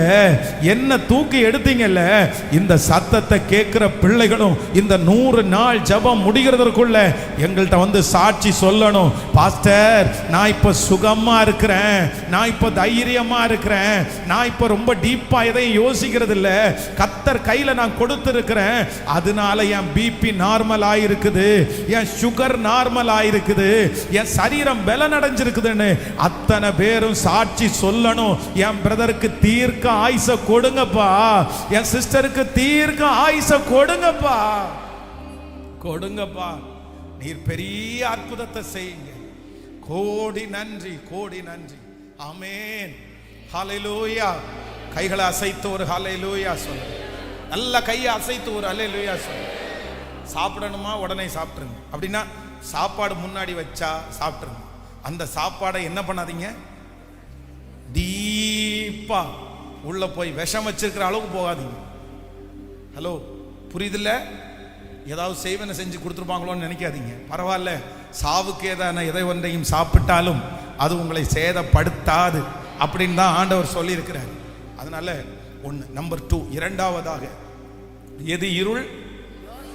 என்ன இருள்? யோசனை அப்படின்றது அடுத்த ஒரு மிகப்பெரிய இருள். Stop thinking. நான் என்ன பண்ண போறேன், என்னுடைய யோசனையை நான் என்ன பண்ண போறேன்? அதான் திங்கிங்லே 2 வெரைட்டி இருக்குது. ஒன்று பைபிள் சொல்லுது, உண்மை உள்ளவைகள் எவைகளும், ஒழுக்கம் உள்ளவைகள், நற்கீர்த்தி உள்ளவைகள் எவைகளும், புண்ணியம் புகழ் அதையே சிந்தித்து கொண்டிருக்கு. அப்படின்னா நம்ம யோசிக்கணும். ஏன்னா யோசனையில தான் என்ன பிறக்குது? அபிஷேகம் வருது. யோசனையில தான் உயர்வு வருது. நீங்க ரொம்ப திங்க் பண்ணீங்கன்னா தான் நீங்க நிறைய ஒர்க்கை பண்ண முடியும். நீங்க அப்பதான் தலைவனா மாற முடியும், தலைவியா மாற முடியும். யோசிச்சிட்டே இருக்கணும். பிரெயின் அப்படியே சொல்லிட்டே இருக்கணும். மக்கு மாதிரி இருக்கக்கூடாது, அப்படி மண்ணு மாதிரி இருக்கக்கூடாது. சிலருக்கெல்லாம் எதுவும் யோசிக்கிறதே இல்லை, அப்படியே எங்க உட்காந்து நிறைய பேர் தூங்குவாங்க. எப்படி தூக்கம் வருதுன்னா என்ன இல்லை, அவங்களுக்கு யோசனை. மைண்ட் ஆஃப் ஆயிடுச்சுன்னா ஃபுல்லா இந்த சிஸ்டம் சடவுன் ஆன மாதிரி அழகா சடவுன் ஆயிடும். நிறைய பேருக்கு சடவுனா தான் இருக்குது. ஆமென். இந்த சிஸ்டத்தில் ஒர்க் பண்றவங்க பார்த்தீங்க அப்படின்னு சொன்னா ஃபுல்லா சுவிட்ச் ஆஃப் பண்ண மாட்டாங்க, ஆனா ஸ்லீப்பிங் மோட்ல போட்டிருப்பாங்க. எதை? சிஸ்டத்தை. இந்த ஸ்லீப்பிங் மோட்ல இருக்கிற சிஸ்டம் ஒண்ணுமே அப்படியே சொங்கி மாதிரி இருக்கும். நீங்க போய் லைட்டா அதுல கை வச்சீங்கன்னா அப்படியே ஒரு சத்தத்தோட அப்படியே எழுப்பிடணும். அந்த மாதிரி இருக்காதீங்க. எப்ப பார்த்தாலும் மக்கு மாதிரியே இருந்துடக்கூடாது. யோசிக்கணும்.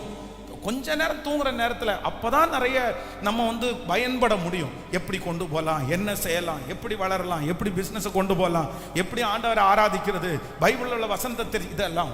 ஆனால் தேவையில்லாத யோசனையில் நீங்கள் டீப்பான யோசனைக்கு போய் உங்களை நீங்கள் என்ன பண்ணிடக்கூடாதுன்னா இருளாக்க வேண்டாம். ஹல்லேலூயா. கைகளை உயர்த்துங்க. அப்படின்னா அந்த அந்த பிரச்சனையில் இருக்கிறவங்க மட்டும் அப்படின்னா நான் வந்து ரொம்ப திங்க் பண்ணுறேன், நான் ரொம்ப யோசிக்கிறேன், அதுவும் கொஞ்ச நாளாக என்னுடைய யோசனையை கண்ட்ரோல் பண்ணுறதுக்கே என்னால் முடியல, என்னுடைய மனசை கட்டுப்படுத்தவே என்னால் முடியல, என்னென்னமோ யோசிக்க தோணுது. தகப்பனே, பிள்ளைகளுக்கு ஒரு அற்புதத்தை இப்பொழுது நீர் கட்டளை இடுகிறதற்காக உமக்கு ஸ்தோத்திரம், ஸ்தோத்திரம், ஸ்தோத்திரம். பெரிய அற்புதம் செய்யும். தனிமையிலே உள்ள பிள்ளைகளும் அதிலிருந்து வெளியே வருவதற்கு ஆண்டவர் நீர் அற்புதத்தை செய்ய போகிறதற்காக ஸ்தோத்திரம் அப்பா. நன்றி ஆண்டவரே, இன்றைக்கு கொடுத்த வார்த்தைகளுக்காக நன்றி. உங்க பிள்ளைகளுடைய கைகளிலே இருக்கிற காணிக்கைகள் தசம பாகங்களுக்காக ஸ்தோத்திரம். கர்த்தர் 1000 மடங்கு எங்க பிள்ளைகளை ஆசீர்வதித்து பெருக பண்ணி ஆண்டவரே இந்த மாதத்திலே தேவைகளை எல்லாம் சந்தித்து கர்த்தர் நீர் ஆச்சரியமாய் நடத்த போகிறதற்காக உமக்கு ஸ்தோத்திரம். நீர் கூட இரும். இயேசுவின் மூலம் ஜெபம் எடுக்கிறோம் நல்ல பிதாவே, ஆமென். ஒரே ஒரு பாடலை எல்லாரும் சேர்ந்து பாடி ஆண்டவருடைய நாமத்தை அப்பொழுது காணிக்கை செலுத்தி நம்ம ஜெபித்து முடிக்க போறோம். Thank you Jesus. ஆசீர்வதிக்கிறப்பா. இந்த மாதம் முழுதும் நன்மையும் கிருபையும் உம்முடைய பிள்ளைகளை தொடரட்டும். சாப்பிடுகிற ஆகாரம், குடிக்கிற தண்ணீர், சுவாசிக்கிற காற்று, பண்ணுகிற பிரயாணம், செய்கிற வேலை, இவைகள் எல்லாவற்றிலையும் என் அப்பாவனுடைய கரம் எங்க பிள்ளைகளோட நிலைவரமா தங்கி இருக்கட்டும். திருச்சபையில இருக்கிறவர்கள் மேல் தேவ பிரசன்னம், இந்த சத்தத்தை ஆன்லைன்ல கேட்கிற பிள்ளைகள் மேல ஆண்டவருடைய பிரசன்னம் அவர்விதமா இருக்கட்டும். உங்க கிருபையினால் மூடிக்கொள்ளுவீராக. இயேசுவின் மூலம் ஜெபம் எடுக்கிறோம் நல்ல பிதாவே, ஆமென். ஹல்லேலூயா.